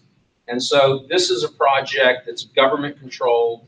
And so, with that said, obviously, there's a lot of little hooks, crannies, places that it gets to fall through. So this is the project that I think represents a very unique opportunity because it requires a certain inspector. And she was sharing with me today, we were talking about this document after I reviewed it, that Beaumont got annihilated as a result of the flood. And yet, but there's no HUD inspector out there that is qualified to facilitate the 203K. So all these people that could go out there and get money can't get it because there's not an inspector out there to help them. So my idea was, why don't you take this same platform, integrate visual optical recognition, create a plat of the home or the dwelling, take pictures from those specific angles, create a timeline, document it in the blockchain. Anybody with a camera today, that's any of us with a cell phone in our pocket, can then go out, take the pictures at any moment in time, push them back up to the blockchain. The optical scanning capabilities from the recognition tool that would be installed could determine that, yes, the kitchen's been installed, or the cabinets are installed, or yes, there's flooring installed, and it would release the money. And that way, you're not at the mercy of human interaction. So someone posed the question, I think, Karen, you kind of addressed the idea that then you don't have work, or your work changes because everything's in this distributed application. But the reality is that the workload will just shift. So now you're a developer and creating applications. This happens just to be something else. Yes. Coming from that industry, I've been doing insurance claim work, storm restoration for the past 2.5 years. Okay. So understaffed for inspectors coming in to inspect roofs from hail damage. You know, it's a big rush in there. The insurance companies like State Farm hire all of these independent guys and end up paying them like triple times the money, but there's still never enough. For instance, Hurricane Katrina, they did their last claim 6 months ago. And I can testify. That's in 2005. Yeah, well, and I can testify that I flooded in Memorial 2015, just got the final payment 2 weeks ago. Yeah. Just to give you an idea. Yeah. Yes, ma'am. I guess that correlates this to what you were talking about. So say we're talking about this, exactly this problem. You know, the attorney in me is like, well, we can come up with great ideas, but it's not going to matter if FEMA or whoever doesn't have buy-in into this. So how would we start before we even put a bunch of resources? I guess like you were doing, going through the regulatory process, and if we get you something like get buy-in to create something really part of that. Or would that just be something that the private sector could be as a service company to this for a 203K program? You see, we're having a conversation now. And I think the idea is to address it in a conversation format. So can you get a government entity to buy into this? Or do you go out in an entrepreneurial way in a hacking type of environment that these events bring people together, demonstrate through some kind of a minimum viable product, the functional capability, which should demonstrate the solution to the problem you're attempting to address, and then go out through either grants or other programs. Right here in Houston, we've got the TMCX. Is everybody familiar with TMCX? Texas Medical Center Accelerator Program at the Johnson & Johnson building. My son has a startup company from the Wolf Center for Entrepreneurship at Bauer College of Business, University of Houston, and their company got accepted to that accelerator. And it's really amazing the brilliant minds that we have right here in our community that many of us don't even know about that exists. And to be able to take these novel ideas and figure out how to monetize them. Because that's really what people want to do. Of course, at the end of the day, they do want to make money. But again, if you can identify the problem, come up with a solution, then you're going to get rewarded. And I think kind of you're asking the question about how do I get rewarded, come up with a solution, versus why not come up with a solution, and then let's go out and figure out how we get rewarded. Or it might be so much rewarded, but I guess part of the question is, how do I come up with a solution and get any clear about it? Well, you know, sometimes you got to go out and knock on a lot of doors. Remember I talked about in the very beginning, the first subject I discussed was failure? Yeah. You got to be willing to fail and then get back up and go fail again. And then get back up in the game and fail again. And as long as you keep getting up, you'll actually never lose. You will eventually win.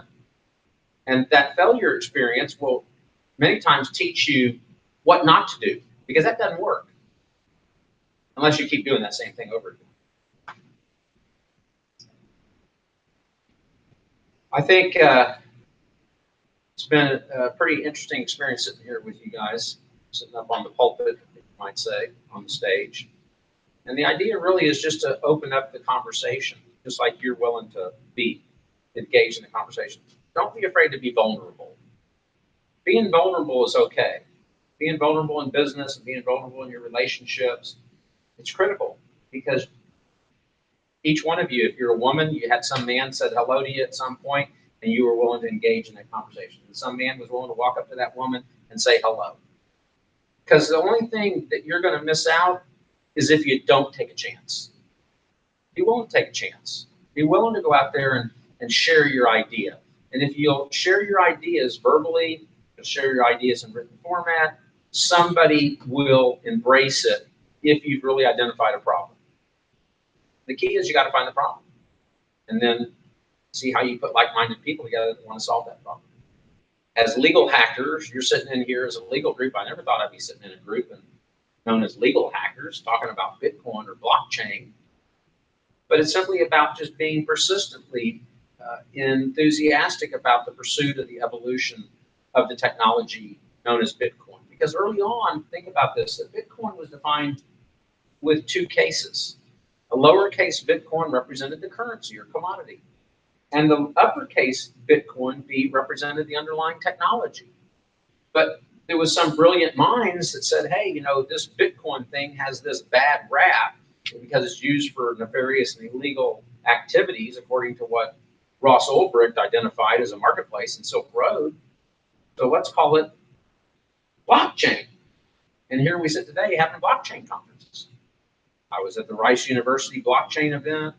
I've been LA to San Francisco to Dallas to New York to Boston, talking to the Department of Finance, Mr. David Cottney and his group that runs banking in Massachusetts.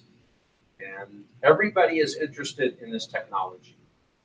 Licensing and permitting by any other name is a form of taxation. And you're going to have to pay the tax if you want to play the game. So don't think you can't. Don't think you won't. You will. But it's okay, because that's what's driving additional adoption. When we have our legal entities having conversations about blockchain and Bitcoin and Litecoin and Lightning networks and Bitcoin Cash and any one of the 1,560 plus now tokens or coins that are being referenced on CoinMarketCap. And those projects, many of which are garbage, we have to acknowledge that anytime you have evolution of science and technology like what this represents in a multi-billion-dollar industry currently at over 140 or 50 billion dollars at the current market values, previously at over 800 billion, soon to be in the trillion-dollar market, you're going to bring in some people that are less than honest and that don't have high levels of integrity. And that's the unfortunate reality of why some levels of regulatory requirements are critical. Not just to protect the nascent consumer, but it's really almost to protect our industry. Because this is the future of the globe. We are a borderless society. We have customers that we've identified that are doing global transactions utilizing the CoinVault ATM, buying Bitcoin to buy emeralds in Brazil. They come to the ATM. I've had a chance, we interview many of our high value clients to understand their sources of funds and their use of funds, because that's partly our requirement to do that. And this particular client was buying emeralds in Brazil.